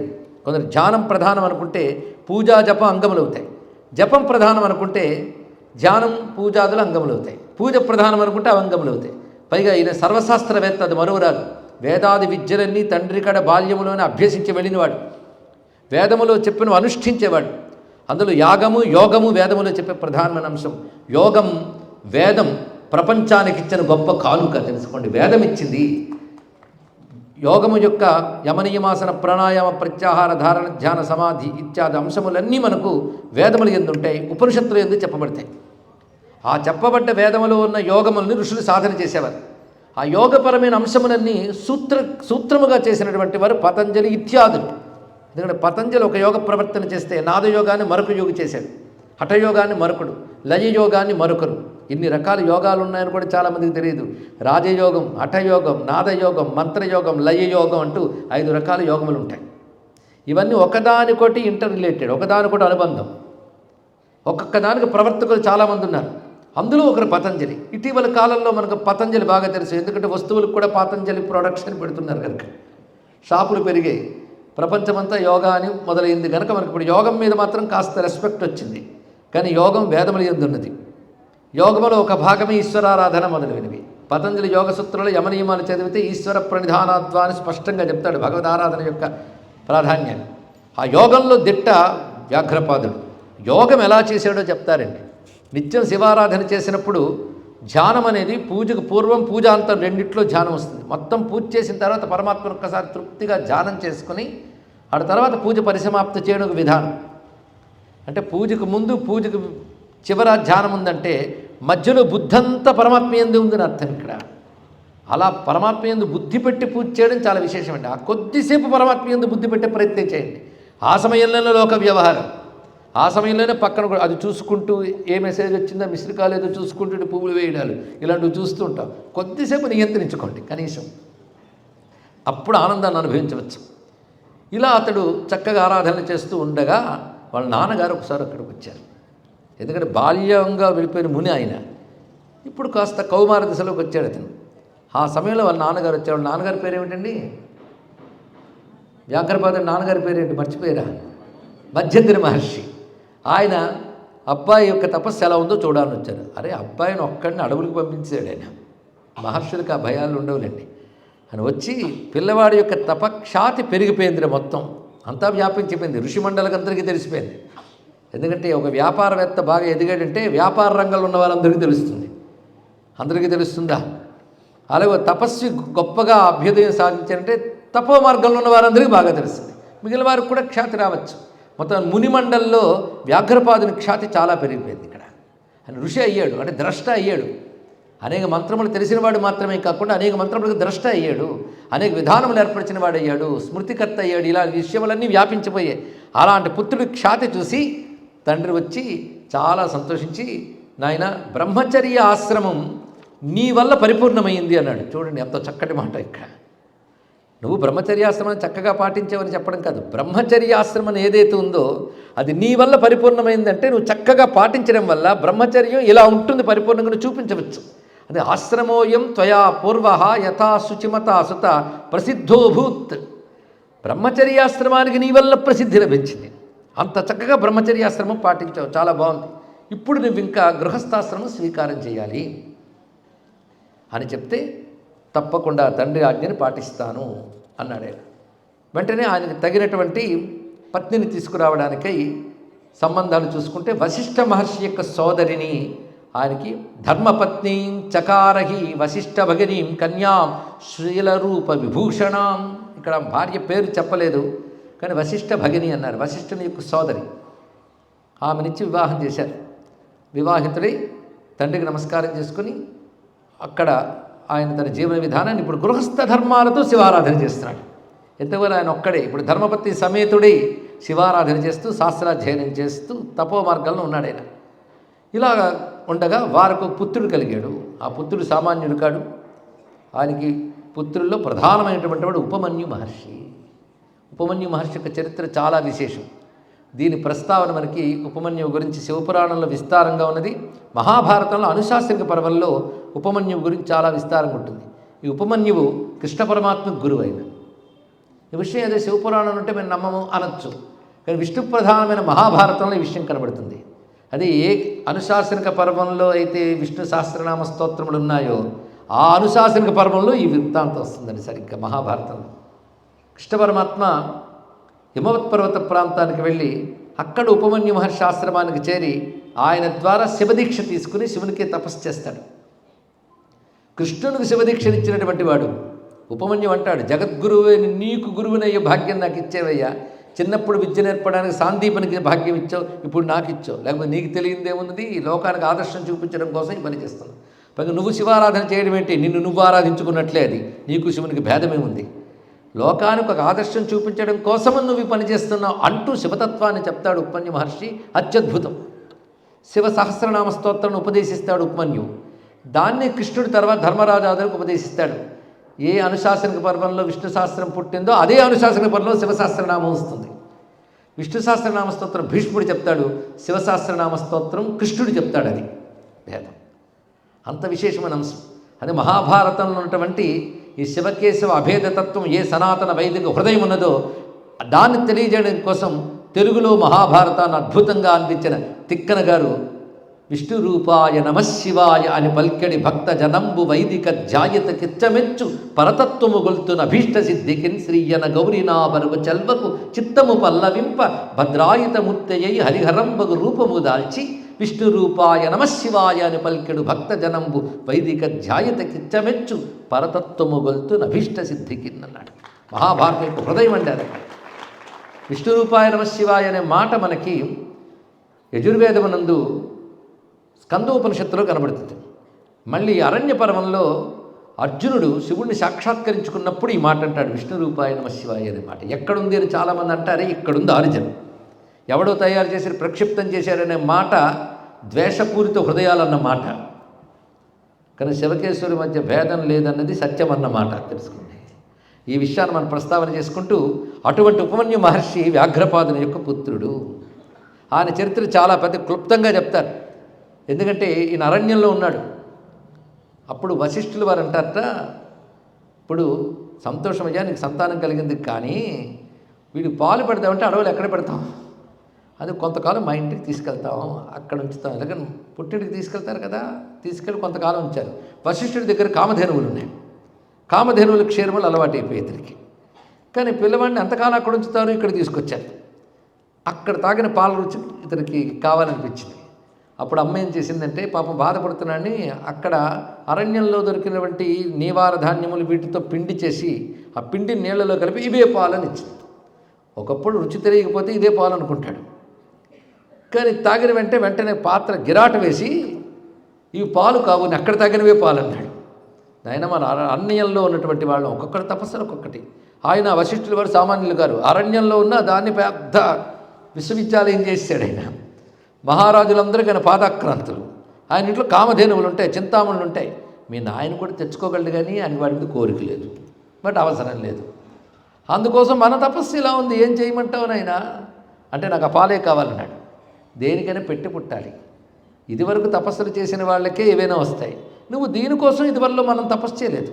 తపస్సు అంటే శివును విష్ణువును ఆశ్రయించి తపస్సును ఆచరించాలంటే వెంటనే శివుడు ఆయన ఎలా ఉంటాడని అడిగాడు. అంటే ఆ తల్లి ఇంకా చెప్పింది, ఆయన ఇలా ఉంటాడని చెప్పలేమయ్యా, నువ్వు ఇలా ఉంటాడని చెప్పగానే అలా ఉండడు. అది ఆయన దగ్గర ఉన్న పెద్ద చిక్కు శివుడి దగ్గర. ఇలా ఉంటాడనుకోగానే నువ్వు ఫిక్స్ చేస్తావు ఆయన రూపాన్ని, నన్ను ఫిక్స్ చేస్తావంటాడు, మరో రూపంలో వస్తాడు. ఆయనకి ఇది వచ్చింది అనిర్దేశ్యవపు ఆయన. కానీ ఎలా వస్తాడో తెలియదు, ఎలా ఉంటాడో తెలియదు, కానీ ఆయన నామం ఆయన మాత్రం చాలా గొప్పది సుమా అని చెప్పి తల్లి శివుడి తత్వాన్ని బోధించి, కానీ ధ్యానానికి యోగ్యమైన శివమూర్తులు చాలా ఉన్నాయంటే శివమూర్తుల గురించి చెప్పి భస్మాన్ని, విరజాభస్మాన్ని తీసి ఇచ్చి దీక్ష ఇచ్చింది తల్లి. అప్పుడు వెళ్ళి శివుని కోసం తపస్సు చేస్తాడు. పాల కోసం కూర్చున్నటువంటి వాడికి పరమార్థ జ్ఞానం తపస్సులో లభించింది. అప్పుడు శివుడేం తక్కువవాడా, ఆయన ఇంద్ర రూపంలో వచ్చాడు ఆయన వద్దకు. వస్తే ఈయన కళ్ళు తెరిచి చూశాడు. ఇంద్రా నమస్కారం అన్నాడు. వెంటనే సంతోషం, కానీ దేనికోసం తపస్సు చేస్తున్నావు అన్నాడు. దేనికోసమైనా నేను నీ కోసం తపస్సు చేయలేదు కనుక అనవసరంగా నా తపస్సుకు భంగం కలిగించకుండా మీరు వెళ్ళండి అన్నాడు. అయ్యా నువ్వు చెప్పకపోయినా నువ్వు ఎందుకు కోరుకున్నావో నాకు తెలుసు, పాల కోసమేగా, అవి నేను ఇవ్వగలను అన్నాడు. నిన్నెమ్మని నేను అడిగేనా, ఎందుకయ్యా అవస్థ పెడతావు, వెళ్ళు. పైగా దేవుడు కనుక, నాకంటే గొప్పవాడు కనుక మిమ్మల్ని ప్రార్థిస్తే కోరికలు తీరుతాయి కనుక ఒక కోరిక అడుగుతున్నాను, నా శివునిపై ఇంకా ఇంకా అచంచల భక్తి పెరిగేటట్లు ఆశీర్వదించు అన్నాడు ఇంద్రుడితో. ఇక్కడ ఆలోచించవలసిన చూడండి, అది మఠం వేసిందేమో పాల కోసం. తీరా ఇంద్రుడు వస్తే అమ్మ ఎవడొకడు దొరికాడు ముందు శివుడి దగ్గర పాలిచ్చే అనగచ్చు కదా, అడగకుండా. ఎందుకంటే ఆయన దగ్గర కామధేనువులు ఉన్నాయి కదా, ఇంద్రలోకంలో కామధేనువు పాలు ఇస్తాడు. ఎవడు అడగకుండా ఏమన్నాడు, శివభక్తి వృద్ధి చేయన్నాడు. ఏమిటయ్యా అంతా చేసి శివుడి మీద భక్త ఏముంది ఆయన దగ్గర, మా దగ్గర చూడు త్రిలోకాలకు అధిపతిని, కామధేనువులు కల్పవృక్షాలు చాలా చాలా ఉన్నాయి, ఎందుకు పాపం ఇంకా శ్రమ పడతావు, తపస్సుతో శరీరాన్ని కృషింపజేసుకుంటావు అంటే కొంచెం అధిక ప్రసంగాలు చేస్తున్నారు మీరు. ఒక్క మాట చెప్తున్నాను, శివుడు చేత్తో ఇస్తే విషమైనా పుచ్చుకుంటాను, శివుడి కానివాడు ఇస్తే అమృతం కూడా పుచ్చుకొని వెళ్ళన్నాడు. ఇక్కడ అచంచలమైన భక్తి అండి. ఇక్కడ అనగానే శివనింద చేయడం మొదలుపెట్టాడు. ఎవరు? ఇంద్రుడా. జాగ్రత్తగా వినాలి. ఇంద్ర రూపంలో వచ్చిన శివుడు. ఎందుకంటే ఆయన తిట్టుకున్నట్టు ఎవడు తిట్టలేట. ఏముందయ్యా శివుడి దగ్గర అంటే శివతత్వాన్ని శివనింద చేయడం మొదలుపెట్టాడు. వెంటనే శివనింద తట్టుకోలేడు భక్తుడు.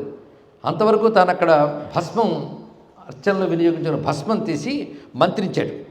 ఆ మంత్రించిన భస్మం ఆ ఇంద్రుడి మీద వేసేద్దామని, ఇంత శివనింద చేసే నీకు అని చెప్పిద్దామని తీసుకున్నాడు. ఆయన భస్మం తీసుకొని విసరబోతుంటే ఒక ఆయన చేత్తో పట్టుకున్నాడు.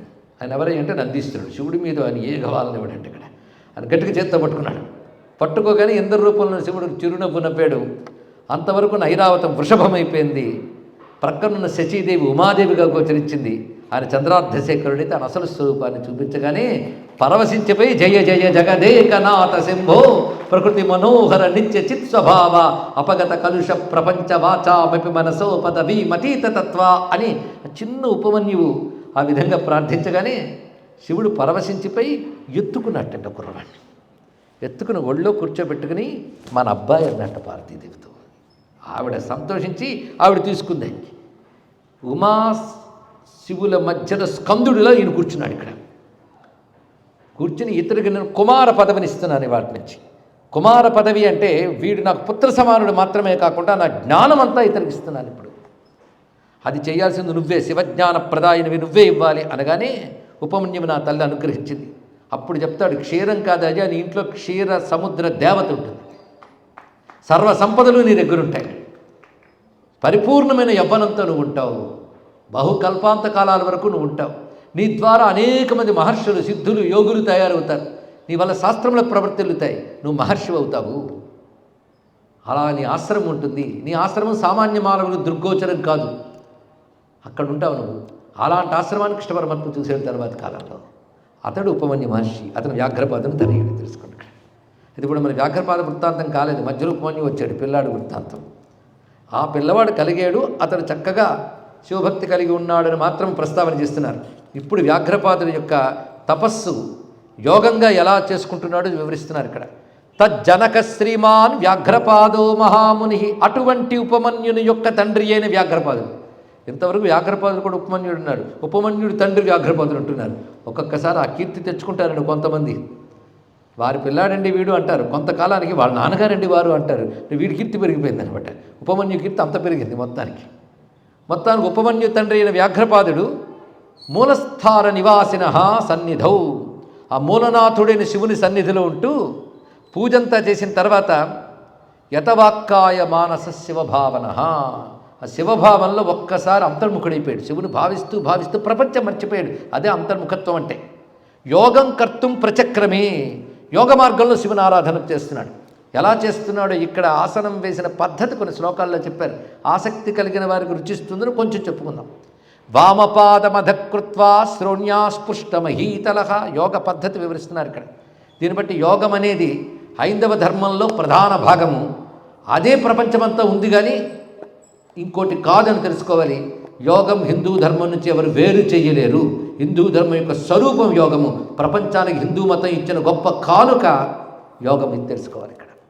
అంతేని యోగా అనేది ఎవరైనా చేసుకోవచ్చు, హిందువులు మాత్రమే కాదంటే ఎవరైనా చేసుకోదగ్గ యోగా ఇచ్చినది హిందూ మతం మాత్రమే. ఇది మనం తెలుసుకోవాల్సిన అంశం మనకి. కానీ యోగం లాంటి ఎన్నో అంశములు, ఆత్మచైతన్యం గురించి తెలుసుకునే అంశములు ప్రపంచానికి పరిధానంగా ఇచ్చినటువంటి సనాతన ధర్మానికి వారసులమైన గర్విస్తూ ఆ ధర్మాన్ని నమస్కారం చేసుకుందాం. యోగ పద్ధతి చెప్తున్నారు. అయితే వినండి కానీ చేసే ప్రయత్నం చేయొద్దు. గురుముఖత ఇక్కడ వింటూ రాసేసుకుని పొద్దున్న చేసేద్దామంటే ఒకదానికోటి మళ్ళీ లేవలేకపోతే ప్రవచనంలో వినడం వల్లనే కంప్లైంట్లు వస్తాయి. ఇక్కడ ఇవి తెలుసుకుని గురుశిక్షణలో చేయవలసిందే. ఆయన ఏ స్థాయికి వెళ్ళకి ఈ ఆసనం వేయగలిగాడు. వామపాదం అధకృత్వ, వామపాదం క్రింద పెట్టి భూమికి తగిలేటట్టు పెట్టి దానిని ఆసనానికి క్రింది భాగంలోకి తెచ్చుకుని సన్నభ్యోదర మాక్లిష్టమురస్థల ముదారధీహి, పొట్ట లోపలికి తీసుకుని విస్తారంగా గాలి హృదయంలో నింపుకున్నాడు. విస్తారమైన వక్షస్థలం.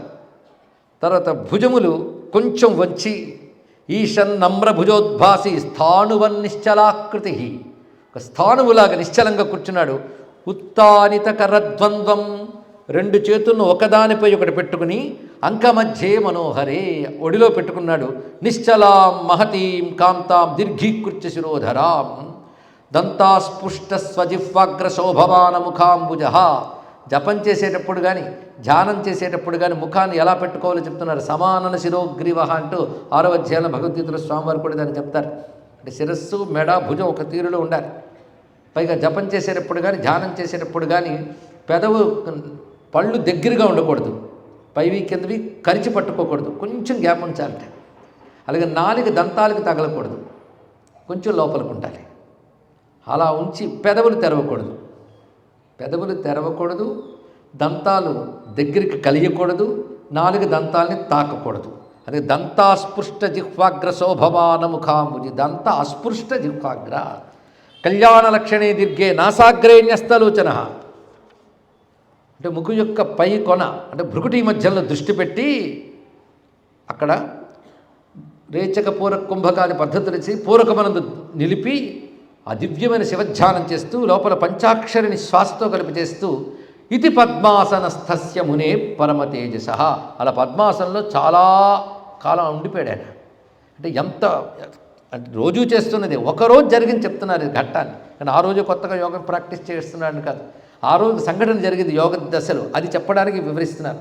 అలా ఉన్న సమయంలో కదాచిత్ యోగ వైభవాత్, ఇలాంటి యోగాసనంలో ఉన్నటువంటి వ్యాఘ్రపాదునికి ఏదో పూర్వజన్మ సుకృతమైన యోగము చేత ఒకానొక భాగ్యం కలిగింది.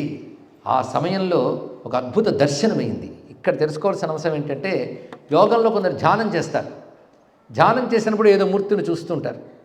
కానీ ఒక్కొక్కప్పుడు యోగంలో నిశ్చలంగా ఉన్న స్థితిలో మన ధ్యానం మనదైనా దర్శనం అవుతుంది యోగంలో.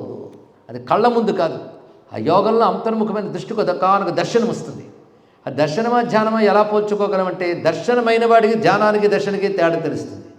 దర్శనమైన వాడికి ధ్యానానికి దర్శనానికి తేడా తెలుస్తుంది, అంతవరకు తెలియదు. ఇతని ధ్యానస్థితి ఏదున్నా ఒక్కసారి ఒక మౌనమైనటువంటి శాంతమైన నిరాకార స్థితిలోకి వెళ్ళిపోయాడు. ఆ వెళ్ళిన తర్వాత ఒక దృశ్యం కనబడింది, ఆశ్చర్యకరమైన దృశ్యం. ఆ దృశ్యం ఆయన ధ్యానంలో శివుడు కనిపింపజేశాడు. కానీ ఆ సమయంలోనే దారుకావనంలో ఆ దృశ్యం ఉంది.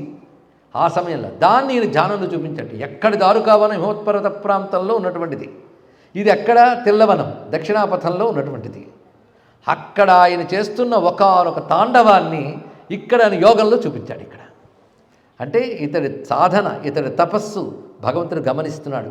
మనం చేసే ప్రతి సాధనని భగవంతుడు గమనిస్తాడు. ఎప్పుడు మరువరాది అంశాన్ని ఇక్కడ తెలుసుకున్నాడో లేదో అని తెగ గాబరా పడిపోతాం. నువ్వేం చేస్తున్నావు ఆయనకు తెలుసు, ఎప్పుడు ఏమి ఇవ్వాలో ఆయనకు తెలుసు. ఆ విషయం మనకు తెలిస్తే శాంతిగా ఉంటాం. కానీ తెలియదేమో అని తెగ ఏకరువు పెట్టే ప్రయత్నం చేసేస్తూ ఉంటాం. ఆయనకే బాగా తెలుసు. ప్రతివాడు హృదయంలో ఉండి మరీ గమనిస్తాడు.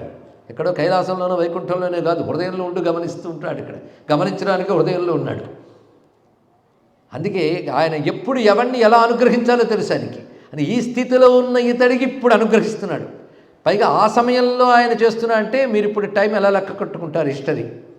ఆ సమయంలో దారుకావనంలో ఆయన ఒక తాండవం చేస్తున్నాడు. ఆ తాండవ దృశ్యం ఈయన యోగంలోకి చూపించాడు. ఎక్కువసేపు చూపించలేదుట, అలా కాసేపు చూపించాడు అంతే. ఎక్కువసేపు చూపిస్తే ఆ స్థితి వేరే ఉండేది. కాసేపు చూపించాడు. ఈ కాసేపు చూపించడం చిక్కు పెట్టేస్తాడు ఆయన. కాసేపు చూపించగానే ఒకసారి రుచి తగలేక అయ్యో చూడాలి ఇంకా చూడలేకపోయినా తగతగ పెరిగిపోతుంది, తపన పెరిగిపోతుంది. ఆ తపన తగతగ తపస్సు అయిపోతుంది. అది రహస్యమైన అంశం. ఇది తెలియాలంటే భాగవతంలో మన నారదుల వారు గురువుల ద్వారా దీక్ష తీసుకొని సాధన చేస్తూ సర్వసంగ పరిత్యాగి తిరుగుతూ ఉంటే ఒకానొక సమయంలో విష్ణువు ధ్యానంలో కనబడ్డట్టు. ధ్యానంలో కాడు దర్శనం ఇచ్చాడు. దర్శనం ఇవ్వగానే ఆనందపరుసులవుతుంటే మాయమైపోయాడు ఆయన. అప్పుడు నేల మీద పడి ఏడ్చాడు ఆయన. ఇలా కనబడ్డం ఎందుకు, మాయమైపోవడం ఎందుకంటే నేను మాయమైపోయి ఏం చేస్తున్నావు నువ్వు? ఏడుస్తున్నాను, అందుకే మాయమైపోయాను అన్నాడు. ఏడవాలి, ఏడిస్తే తపస్సు అవుతుంది. అప్పుడు నువ్వు పూర్ణమైన అనుభూతిని పొందగలవు. అందుకు చేసేట పని. ఒకసారి రుచి చూపిస్తే అప్పుడు తెలుస్తుంది ప్రపంచంలో మిగిలినవన్నీ వ్యర్థములు, అదొక్కటే సార్థకం అని తెలిసి అది కావాలని తపన పెరిగి మిగిలిన వ్యర్థములు కనుక వీటిపై విరక్తి పెరుగుతుంది. ఇది రహస్యం అండి. అందుకే వ్యాఘ్రపాదుని తపోనిష్టలో కూడినటువంటి యోగ సమాధి స్థితిలో ధ్యానం కూడా దాటిపోయింది ఇక్కడ. మీకే తెలుసు కదా, అష్టాంగ యోగంలో ధారణ, ధ్యాన, సమాధి స్థితిలో స్వామి దర్శనం ఇచ్చాడు. అద్భుతమైన తాండవం, మామూలు కాదు. పరమానంద తాండవాన్ని చూపిస్తున్నాడు ఇక్కడ. అది చూస్తూ పరమానంద తాండవం చూడడం అంటే బ్రహ్మానంద అనుభవమే. దాన్ని పొందుతూ ఆనందపరుషుడు ఉండగా ఒక్కసారి మాయం చేశాడు ఆయన. వెంటనే దుఃఖం కలిగింది. అత్రాంతరే మహాదేవ శంకర శశిభూషణ సంహృత్య మోహం కృపయా సర్వానుగ్రహ శివ యోగ నిర్ధూత తమసా మునీనాం భావితాత్మనాం. అక్కడ దేవదారు వనే దివ్యే, దేవదారు వనంలో యోగ నిర్ధూత తమసాం, యోగము చేత తమోగుణాన్ని జయించినటువంటి మునులకు ఏ నాట్యాన్ని చూపించాడో ఆ నాట్యాన్ని ఈయనకు చూపించాడు. అది చూస్తూ పరవశిస్తూ ఉండగా మాయమవగానే ఇంకేదో దిదృక్ష పెరిగిపోయింది. దిదృక్ష అంటే ద్రష్టం ఇచ్చా దిదృక్ష, చూడాలని తహతహ ఇంకా పెరిగిపోయి దుఃఖితౌసో ముహుర్ముహు. వెంటనే మెలకు వచ్చి, స్వామి ఇలా కనబడి మాయమైపోయేవే, ఇంతవరకు తాండవం గురించి ఏదో వింటున్నాను, కైలాసంలో తాండవం చేస్తావాహా ఓహో, అసలు చూడాలి చూడగలము రెండు అనుకోలేదు మేము. ఇప్పుడు అది చూడవచ్చు అని చూపించాం. ఎందుకంటే నువ్వు నాట్యం చేస్తున్నప్పుడు ఆ నాట్యాన్ని చూస్తున్న మునులను కూడా నేను చూశాను. ఆ దారుకావనమును కూడా మాట వినబడుతుంది నాకు. అలాంటిది మాయమైపోయింది. అంటే ఇది చూడగలిగినటువంటి నాట్యమే, కానీ చూడలేని దురదృష్టవంతుడు నేను. చూడగలిగిన తపస్సు లేదు, కానీ అనుగ్రహించగలిగిన కారుణ్యం నీకుంది కదా స్వామి. కారుణ్యమూర్తి రీసానహ, కారుణ్యమూర్తివే నువ్వు. సాక్షాత్తుగా ఎక్కడ తపస్సు చేస్తున్నావో ఆ దారుకావనానికి మా నాన్న పంపకుండా ఈ అడవికి ఎందుకు పంపాడు? పైగా ఇక్కడ కూడా నాట్యం చేస్తూ ఉంటామని చెప్పారు, కానీ నాకు ఎప్పుడు దాఖలాలే కనబడలేదు. ఇన్నాళ్ళే తపస్సు చేస్తున్నాను. కానీ మునులందరూ ఉన్నారు, వాళ్ళ తపస్సు వాళ్ళది, నా తపస్సు నాది. వాళ్ళకేం కనిపించిందో నాకు తెలియదు.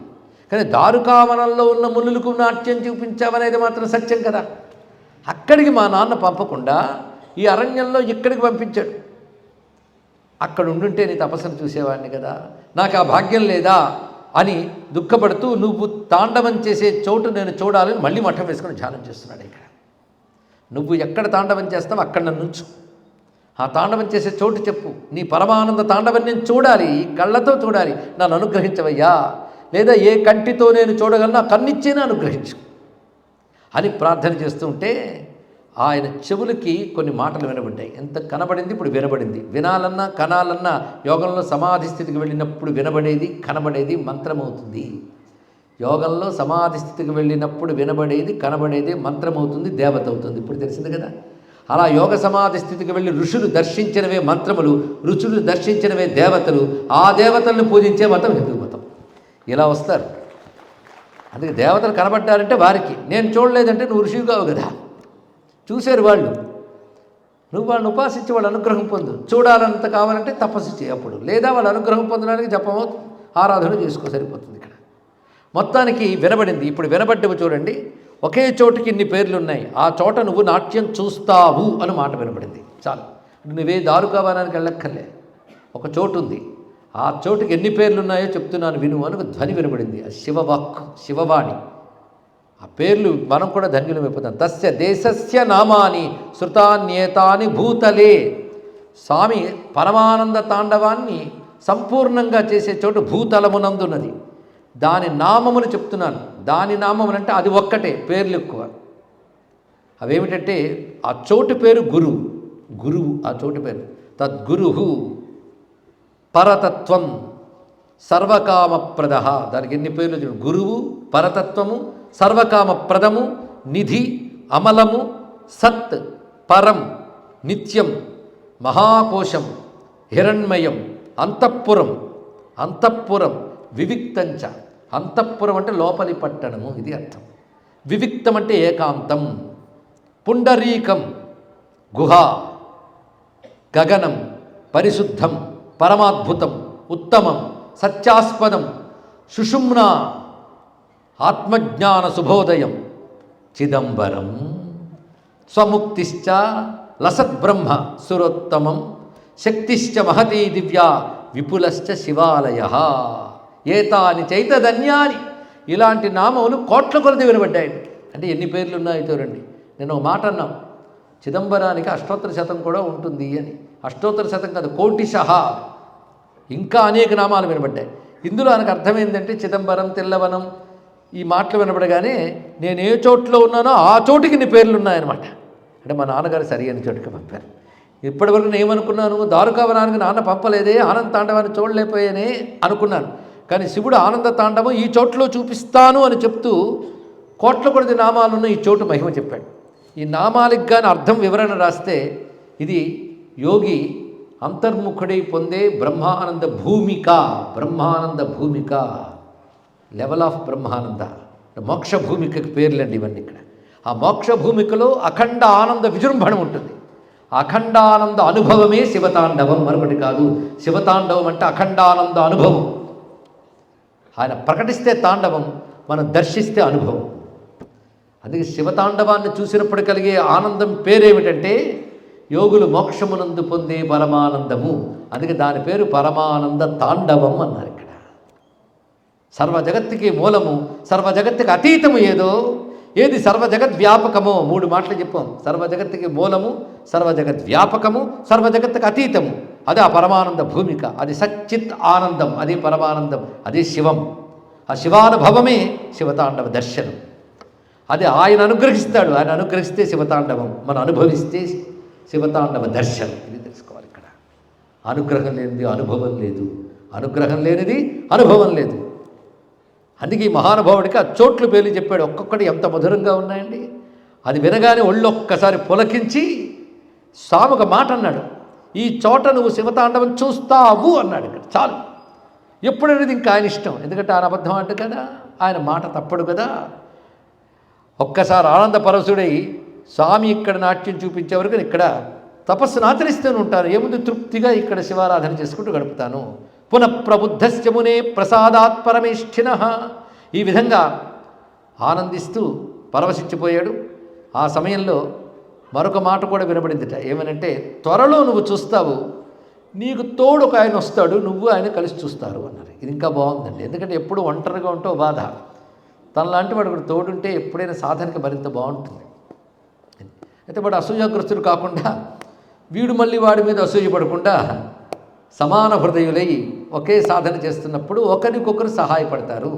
ఎలాగంటే మచ్చిత్త మద్గత ప్రాణాహ బోధయంత పరస్పరం తుష్యంత రమంతి చ అని చెప్పినట్లుగా ఆధ్యాత్మిక సాధనలో ఒకరికొకరు తోడు, ఒకరికొకరికి ఉత్సాహం. ఒకరు నిరాశపడితే ఇంకొకరు సాధన వారికి ఉత్సాహాన్ని ఇస్తుంది. అలా ఇద్దరు కలిసి సాధన చేసుకోవడానికి బాగుంటుంది. ఇక్కడ అలాగా దర్శయిష్యతి మే దేవ సహాయంచ సదాస్యతి.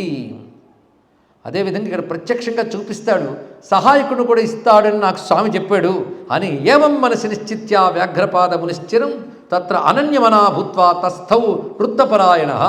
స్వామి నాట్యమే పరాయణం అంటూ తపస్సును ఆచరిస్తున్నాడు. ఇది ఇలా జరుగుతూ ఉండగా సీన్ మారుతుంది. వైకుంఠానికి వెళ్ళిపోతున్నాం మనం ఇప్పుడు. అద్భుతమైన వైకుంఠధామం, క్షీరసాగరం, తన్మధ్యంలో శేషపర్యంకం, దానిపై నారాయణుడు యోగశయనుడే ఉన్నాడు. ఆదిశేషుని తల్పంపై పాదాల వద్ద అమ్మ లక్ష్మీదేవి సేవిస్తున్నది. అటువంటి స్థితి. అప్పుడు ఒక రోజున ఆయన యోగనిద్రలో అలా ఉంటూ ఉండగా హఠాత్తుగా లేచి కూర్చున్నాడు. ఆయన లేచి దాని మీద ఆసనం వేసుకుని మూసిన కళ్ళు మూసినట్లు ఉన్నాయి. అంటే యోగనిద్రలో కళ్ళు ఎలా మూసుకున్నాడో లేచి కూర్చున్నప్పుడు కూడా కళ్ళు మూసుకుని ఉన్నాడు ఆయన. క్షీరోదన్వని విస్తీర్ణే లహరీ మాలికావృతే ముక్తా ప్రవాళ శోభాభి సర్వదిక్షు గవాక్షితే కల్పకస్తపకోద్భాసి మౌళిభిస్సురసత్తమై. వైకుంఠంలో స్వామి ఉన్న స్వరూపాన్ని ఎంత అందంగా వర్ణిస్తున్నారు ఇక్కడ. ఆ క్షీర తరంగ మాలికల్లో ఆ శీకరములు పైకి వెళుతూ ఉంటే ఆ రమ్యమైన ఆ వాతావరణంలో ఆ చుట్టూ రకరకాల ఉద్యానవనాలు. ఆయన ఆ యోగ నిద్ర నుంచి చాలా కాలం తర్వాత లేచి ధ్యాన నిరతం, ధ్యాన నిరతనే చాలాసేపు ఉండిపోయాడు. ఆ ధ్యానంలో ఆయన ఉండగా బరువు పెరిగిపోయాడు విష్ణు ఒక్కసారి. కొందరు ఆనందంతో బరువు పెరిగిపోయాడు అంటూ ఉంటారు లోకంలో కూడా. ఆనందంతో ఇంత అయిపోయాడండి అని. ఇక్కడ అలా ఏదో ఆనందం అనుభవిస్తున్నాడు. విష్ణువు అంటేనే ఆనందం. ఆయన ఆనందంతో పొంగిపోయేట్టు ఒక్కసారి ఇక్కడ ఆనందంతో పొంగిపోయాడు అంటే ఇది అర్థం. అంటే లిటరల్గా అంటే ఇది అంత పొంగిపోయాడు. ఆయన అంత పొంగిపోగానే ఆయన బరువు మొయ్యలేకపోయాడు. ఎవరు? సమస్త బ్రహ్మాండాల్ని ఒక రూపంతో మోస్తున్న ఆదిశేషువు తం ధ్యాన నిరతం ఓఢుం నశశాక ఫణీశ్వర. ఆయన బరువుని ఇంకా మొయ్యలేక చూస్తున్నాడు ఉంటాడు. కానీ మొయ్యలేనయ్యా అని అనలేడు, భరిస్తున్నాడు. ఆయన స్థితి చూసి అంతవరకు పాదాలు ఎత్తున్న లక్ష్మీదేవి కూడా చూస్తూ ఆ పక్కనే కొంచెం ఏమైందా అని చూస్తుంది బెదురు కళ్ళతో. తం దృష్ట్వా కమలాదేవి భీతిమాప తదాహృతి శయ్యాగతస్తదా తస్య సోపిశేషో భయాకుల. ఆదిశేషు ఆ పడగల దించి చూస్తూ కొంచెం భయపడుతున్నాడు. అమ్మవారు కొంచెం ఏమైందా అని చూస్తున్నది. ఆయన పుండరీకాక్షుడిని చూస్తూ ఉంటే కొంతసేపటికి ఆనందంగా కళ్ళు విప్పాడాను. అది ఎలా ఉన్నదంటే బాగా ఆనందంగా ఏదో శుభ్రంగా అమృతపానం చేసి మురిసిపోయి చూసినట్టు ఉంది కళ్ళు. ఏంటి తాగుంటాడయ్యా ఇంతవరకు అంటే శివానందామృతం దివ్యం పాయం పాయమశేషత. శివానందామృతాన్ని తాగి తాగి పరవశించిపోయి సుఖంగా ఉన్నవాడై ఆనందానుభూతితో ఒక్కసారి కళ్ళు తెరిచి చిరునవ్వు నవ్వాడు. లక్ష్మీదేవిని చూసి అమ్మయ్య కళ్ళు తెరిచి నవ్వాడు అనుకుంది. కొంతసేపటికి ఆదిశేషముని చూసి మళ్ళీ మామూలు అయ్యాడు నారాయణుడు. అప్పుడు బరువు తగ్గి ఆదిశేషుడు స్వామికి నమస్కారం చేసి అంటున్నాడు, స్వామి ఏమనుకోకపోతే చిన్న ప్రశ్న. మీరు యోగ నిద్రలు ఉన్నారు. మీ యోగ నిద్రే ధ్యాన సిద్ధి, ధ్యాన భూమి కాదు, సామాన్యం కాదు. ఇక్కడ నారాయణ యోగ నిద్ర ఏంటో నిన్ననే మనం చెప్పుకున్నాం. నారాయణ యోగ నిద్ర అంటే ఒళ్ళు మరిచి నిద్రపోవడం కాదు, సంపూర్ణమైన ఎరుక కలుగుతూ బహిర్ముఖమైన సృష్టిత్యాది కృత్యముల నుంచి విరమించుకున్నట్టు అది యోగ నిద్ర అంటే. సంపూర్ణమైన స్థితి అది. ఇక్కడ తన యందు తానుంటాడు నారాయణుడు. ఆ స్థితి తన యందు అంటే ఆయన హృదయం ఎవరు? ఆ శివుడే. తన యందు ఉండడం అంటే శివుని యందు ఇద్దరు ఒకరికొకరు హృదయం అని చెప్పుకున్నాం కదా. శివస్య హృదయం విష్ణువు, విష్ణుశ్చ హృదయం శివ.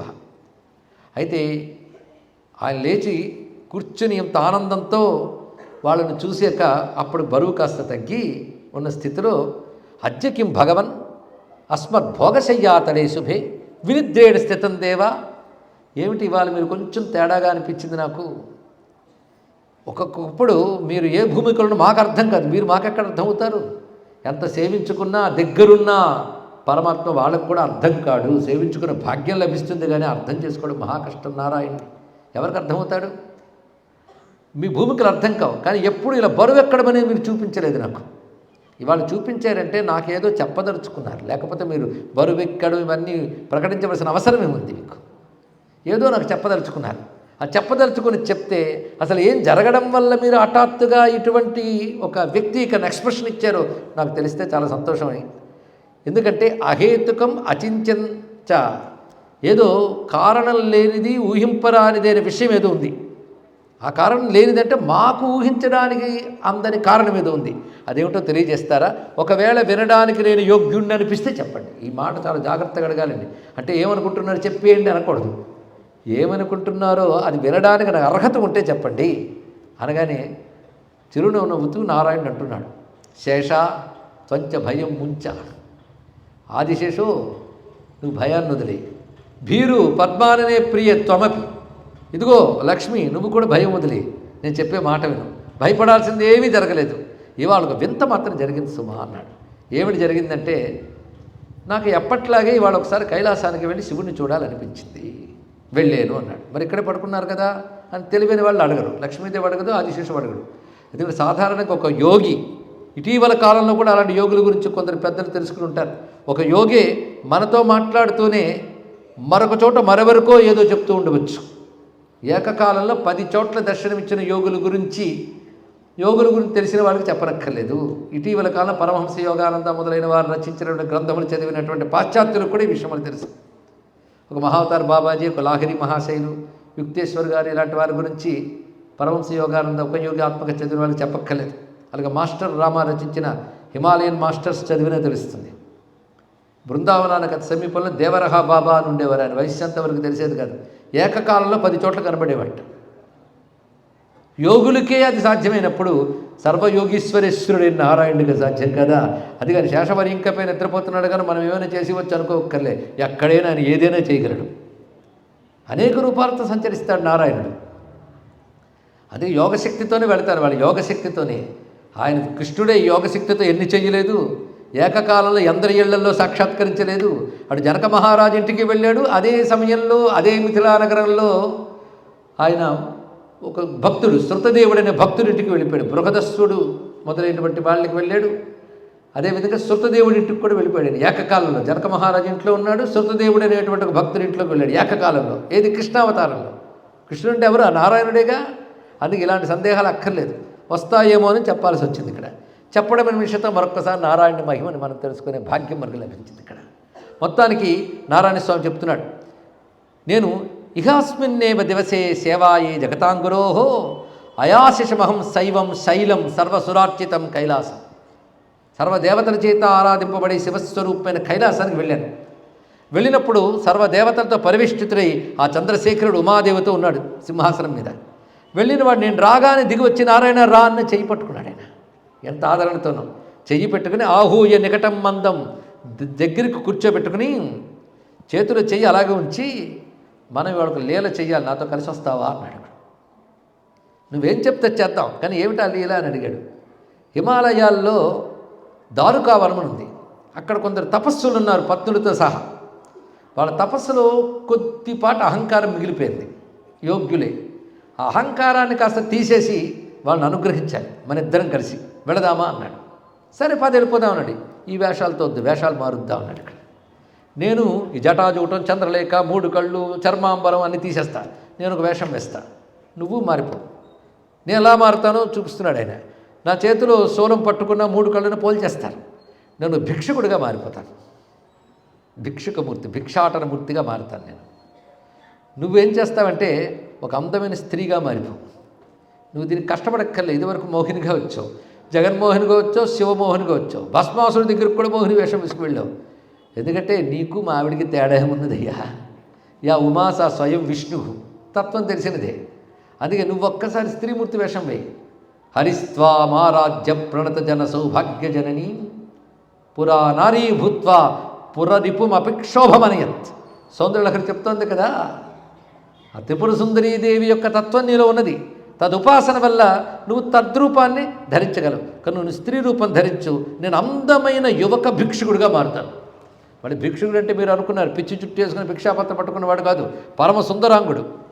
అత్యంత సుందరమైన రూపం నేను ధరిస్తాను, నువ్వు అత్యంత సుందరీ రూపాన్ని ధరించు, మన ఇద్దరం కలిసి బయలుదేరుతాం. అంటే అందమైన భిక్షుకి మూర్తులు అనమాట. బాగుంది ఇక్కడ. ఇలా వెళదాం. నువ్వు మాత్రం భిక్షుకి అనగా నువ్వు బిచ్చగత్త వేషం వేయకు, నువ్వు అందమైన అలంకారాలతో చక్కగా ప్రకాశించు, నీ శోభంతో చూపించు. నేను కూడా ఎలా ఉన్నా అందంగానే ఉండేటట్టు వస్తానన్నాడు. అది శివుడు ఎలా ఉన్నా అందగాడేనండి ఇక్కడ. అందుకే బూడిద పూసుకున్నా, జుట్లు విరబోసుకున్నా, ఎలా ఉన్నా అందంగా ఉండేవాడే ఎలాగైనా ఉండగలడు తెలుసుకోండి. అది పరమేశ్వరుడు. వేసము దికృతం నన్ను విలువ గలుగు సోయ గమ్ము సహజము నీకు, నీ సములు దైవమ్ములు నిఖిల జగములని లేదని తెలిసెను నాకు. అది పరమేశ్వరుడు అంటే. కానీ ఇద్దరు అందంగా తయారైపోయారు. తయారై చూపించాడు ఎలా ఉన్నాను నేను అన్నట్టు శివుడు. విష్ణువు చూస్తున్నాడు ఎంత అందంగా ఉన్నాడు భిక్షుకుడు. అథ దేవో మహాదేవ, అంత సర్వాభరణ భూషితులైన వాడు ఒక్కసారిగా వేషం ఎంత చక్కగా మార్చాడంటే ఒక చేత్తో డమరకం పట్టుకున్నాడు, ఒక చేత్తో కపాలం పట్టుకున్నాడు. బాగుందా అన్నాడు. ఎందుకు కపాలం దేనికంటే భిక్షాపాత్రది. వామదక్షిణ హస్తోజ్జత్ కపాలడమరుజ్వల సౌందర్య కలికావల్లి కంధరా పరిశోభిత. నీలంగా కొంచెం కట్ట కనబడుతుందట. అది ఎలా ఉందంటే అందమైన తీగలో ఒక చక్కని అందమైన కాయలా ఉందట. అక్కడ పండులాగా అంత అందంగా ప్రకాశిస్తున్నది. పైగా చిగురు లాంటి ఎర్రని పెదవులు, అందులో చిరునవ్వు నవ్వుతున్నాడు. ఇక్కడ అద్భుతంగా ప్రకాశన అందమైన మూర్తి, జగన్మోహన సన్నద్ధ అలాంటి స్వరూపంతో ఆయన ప్రకాశిస్తున్నాడు. ఎలా ఉందని అడిగాడు. చాలా బాగుందని. మరి తమర వేషం మార్చండి అన్నాడు. ఇంకా విష్ణువు మార్చారండి అందమైన రూపాన్ని. విన్యస్య కభరీ భారే భ్రమరీ పంక్తి సన్నిభే వికచాని ప్రసూనాని తిమిరేష్వతారకా. అందమైన ఒత్తైన నల్లని జుట్టు జడవేసుకుని, ఆ నల్లని జుట్టులో రంగురంగుల పువ్వులు, అవి ఎలా ఉన్నాయంటే ఆకాశంలో నక్షత్రాల్లా కనబడుతున్నాయి, ప్రకాశిస్తున్నాయి. లలాట ఫలకే కాంతం అష్టమీ చంద్ర సన్నిభే, అష్టమీ చంద్ర విభ్రాయుధలికస్తర శోభిత. ఇది గమనించవలసింది. ఎవరు అశేష జనమోహిని అరుణమాల్య భూషాంబరయో ఆవిడికి ఆ విష్ణువుకి భేదము లేదు. అది చూపిస్తున్నాడు ఇక్కడ. ఇది సరిగ్గా మనకి బ్రహ్మాండపురంలో చెప్పే వాక్యమా? ఆద్యాశక్తిర్మహేశస్య చతుర్థా భిన్న విగ్రహ భోగే భవానీ రూపాస దుర్గా రూపాత సంగరే కోపే చ కాళికా రూప పుంరూపే విష్ణు రూపిణి. ఇది శాస్త్రం చెప్తుంది. పరమేశ్వరుని యొక్క శక్తి, ఆయనకు అభిన్నమైన శక్తి భోగమనిచ్చినప్పుడు భవానీ రూపంతో, ప్రళయకాలంలో కాళీ రూపంతో, ధర్మరక్షణ దుర్గా రూపంతో, పురుష రూపంలో విష్ణు రూపంతో ప్రకాశిస్తుంది అని శాస్త్రం చెప్తున్నటువంటి రహస్యం ఇది. యా ఉమా సా స్వయం విష్ణు ఉమాశంకరయోర్ యోగం సయోగో విష్ణురుచ్యతే. ఇవన్నీ తత్వరహస్యములు. అందుకు ఆ రూపంలో అష్టమీ చంద్ర విభ్రాజనకస్తర శోభితన వాక్యం స్ఫురింపు చేస్తున్నాడు ఇక్కడ. అందుకే లలాట ఫలికే కాంతమష్టమీ చంద్ర సన్నిభే తిలకంచల సద్వృత్తం, అందంగా తీర్చిదిద్దబడ్డ తిలకం, జగన్మోహన కారణం చేలాంచలం శుభేన్యస, అందమైనటువంటి చీర. ఆ చీర చెరగు వేలాడుతూ పయ్యద, దాన్ని సవరించుకుంటూ ఒకసారి అలువు పెట్టి విష్ణువు శివుడు చూస్తున్నాడు. పైగా చేతిలో అందంగా ఒక పద్మం పట్టుకున్నాడు. ఇంకేమీ లేవు, రెండే చేతులు. ఒక చేతిలో పద్మం పట్టుకున్నాడు, ఆయన రెండు చేతులు పడే. అంత అందంగా తయారయ్యి మంచి మొలనూలు కాలి ముబ్బలు వేసుకుని అలా కనుబొమ్మలు కదిలిస్తూ శివుడిని చూశాడు విలాసంగా. ఎలా ఉంది అన్నట్లుగా. కామానిస్సోపి మాం తత్ర సమాయాత ధృతాధర ముని సమ్మోహనైర్యుక్తాం దృష్ట్వా భ్రూ విభ్రమై శుభై. ఎవరినైనా సమ్మోహపరచగలిగేటట్లు ఆ కనుబొమ్మలు అలా కదిలించి శివుడిని చూశాడు. ఆ కామజేత శివుడు హృదయం ఆ మాత్రం కదిలింది అలా చూడగానే. బాగుందయ్యా, చాలా బాగుంది, ఇలాగే వెళ్దాం పద అన్నాడు. ఇద్దరు కలిసి బయలుదేరండి. ఇద్దరికి రెండు చేతులు, ఈయన చేతులు కపాలం డమరకు, ఆయన చేతిలో ఒక పద్మం, మరొక చేతి లీలాహస్తం. బయలుదేరి అందంగా దారుకోవనానికి వచ్చారు. వచ్చినప్పుడు ముందు భిక్షగాడు కదా, భిక్షాపత్రం పట్టుకుని వస్తున్నాడు. ఇంకా వెనకాల ప్రమదుల వేషాలు ఎవరబట్టి మేమిద్దరమే, నేను సైగ చేసినప్పుడు మీరు ఇద్దరు కానీ అని వాళ్ళిద్దరు బయలుదేరి వెళ్తున్నారు. భిక్షకుడు వచ్చాడు అన్నట్లుగా తపస్వి ఆశ్రమాల్లోంచి మునిపత్తులందరూ కూడా భిక్షగాళ్ళు వచ్చారు అన్నట్లుగా భవతీ భిక్షాందేహి అనే మాట వినగానే బయటకు వచ్చారు. చూస్తే మామూలు భిక్షగాడు కాదు, చాలా అందగాడు. మన్మథుడు అంటారు కానీ కోటి మన్మథులు కూడా సాటిరారు, అలా ఉన్నాడు ఆయన ఇక్కడ. అంత అందంగా ఉన్న శివుణ్ణి చూడగానే వాళ్ళని మర్చిపోయారు, మొత్తం మోహితులైపోయారు మొత్తం స్త్రీలందరూ. ఆ బియ్యం పట్టుకున్న ఆవిడ ఆయన చూస్తుంటే చేతిలో ఉడికిపోయింది బియ్యం. అంటే ఆయన చూడగానే కలిగినటువంటి తాపం చేత వేడి చేతికి తగిలి బియ్యం మాడిపోయి ఉడికిపోయాయి మొత్తం. ఇక్కడ ఈ మాట ఎలా చెప్తున్నాడు చూడండి. ఇక్కడ కొంతమంది తమలో కలిగిన తాపం ఆ శివుణ్ణి గాఢంగా ఆలింగనం చేసుకుంటే కానీ పోదు అన్నట్లుగా. ఆయన భిక్షాందేహని ఎక్కడ భిక్ష వేయకపోతే అలా వెళ్ళిపోతున్నాడు. వాళ్ళు భిక్ష వేయాలని మర్చిపోయారు. ఈయన వెళ్ళిపోతుంటే ఆకలిగిరి వెంట పరిగెడుతున్నారు. కొంతమంది పువ్వులు పట్టుకొస్తున్న వాళ్ళు శివుణ్ణి చూసి అలా విడిచిపెట్టేసేటవి, అవి ఆయన పాదాల మీద పడ్డాయి. అంత సమ్మోహనమైనటువంటి ఆకృతితో వెళుతున్నాడు. అందరూ ఆయన వెంటబడుతున్నారు.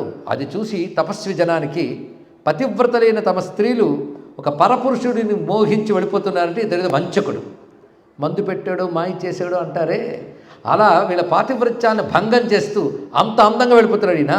కనుక అందరినీ వాడి తపస్సును భంగం చేయడానికి ఒక మాయలోడే ఎవడు వచ్చాడు, ఒక మంత్రగాడు ఎవడు వచ్చాడు.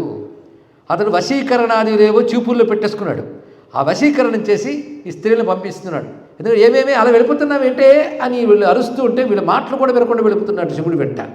అలా అందరూ ఆయన వెంట వెళ్ళిపోతున్నారు. అది చూడగానే వీడు ఎవడో ప్రమాదకారి అనుకున్నారు. పక్కన ఎవరో ఆడావిడ ఉందని చూశారు. ఆవిడ్ని చూడగానే ఈ తపస్సులు వంచితులైపోయారు. ఇక్కడ వాళ్ళ స్థితి వాళ్ళు మర్చిపోయారు. ఇక్కడ వాళ్ళు ఇంకా చూసి వాళ్ళని మర్చిపోయి ఆశ్చర్యచకితులైపోతున్నారు. ఇటు ఈ తపస్వి కాంతలు అంటున్నారట, నాయన నీకు లేదు అని చెప్పాలి, నీకు ఏదో ఒకటి ఇస్తాడు రా అంటూ ఒక ఆమె మా ఇంట్లోకి రాక మంచి భోజనం పెడతా ఉంటుంది. ఎవరి మాటలు వినిపించుకోకుండా ఆయన వెళ్ళిపోతున్నాడు, వీళ్ళందరూ ఆయన వెంట వెళ్ళిపోతున్నారు. ఇక తపస్వి జనాలు తపస్సు చేస్తున్న వాళ్ళ చేతి జపమాలు జారిపోయాయి ఒక్కసారి. అంతేకాదు కళ్ళు మూసుకున్న వాళ్ళకి ఆయన వెళుతున్నప్పుడు వచ్చే సుగంధానికి కళ్ళు తెరిచారు. కొంతమందికి ఆ మోహిని కాంత యొక్క కాలి మువ్వల సవ్వడి చెవికి తోడగానే సోకాన్ని కళ్ళు తెరిచిన కళ్ళు రెప్పలు వేయడం మర్చిపోయేలా చూస్తున్నారు. కొంతమంది ఉన్నట్టుండి ఆసనాలు మించి లేచిపోయారు, లేచి వెళ్ళిపోతున్నారు వాళ్ళు కూడా.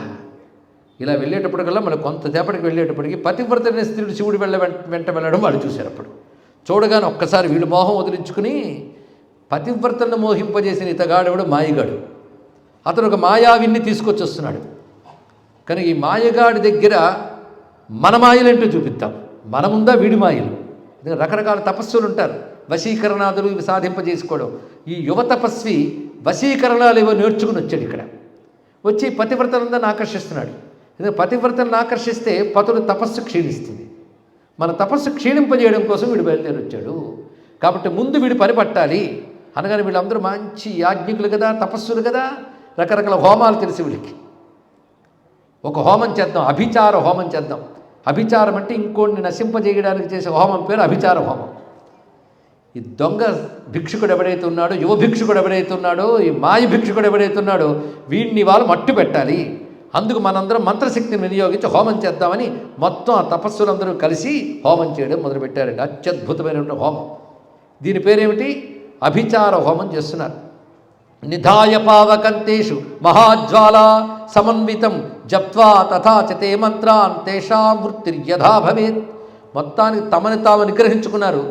ఆ పతివ్రతలను మోహింపజేస్తున్న వాడిని నశింపజేయాలని చెప్పి అప్పటికప్పుడు వారి దగ్గర ఉన్నటువంటి హోమగుండాల్లో అగ్నిని జ్వలింపజేసి వాళ్ళు చెయ్యదలుచుకున్న హోమానికి తగ్గ ద్రవ్యాలు తెచ్చుకున్నారు. ఇక్కడ అంటే దేనికి తగ్గ ద్రవ్యాలు వాళ్ళకు ఉంటాయి. ద్రవ్యజాలేన సర్వేణ విధేస్తస్య ఉచితేన చ.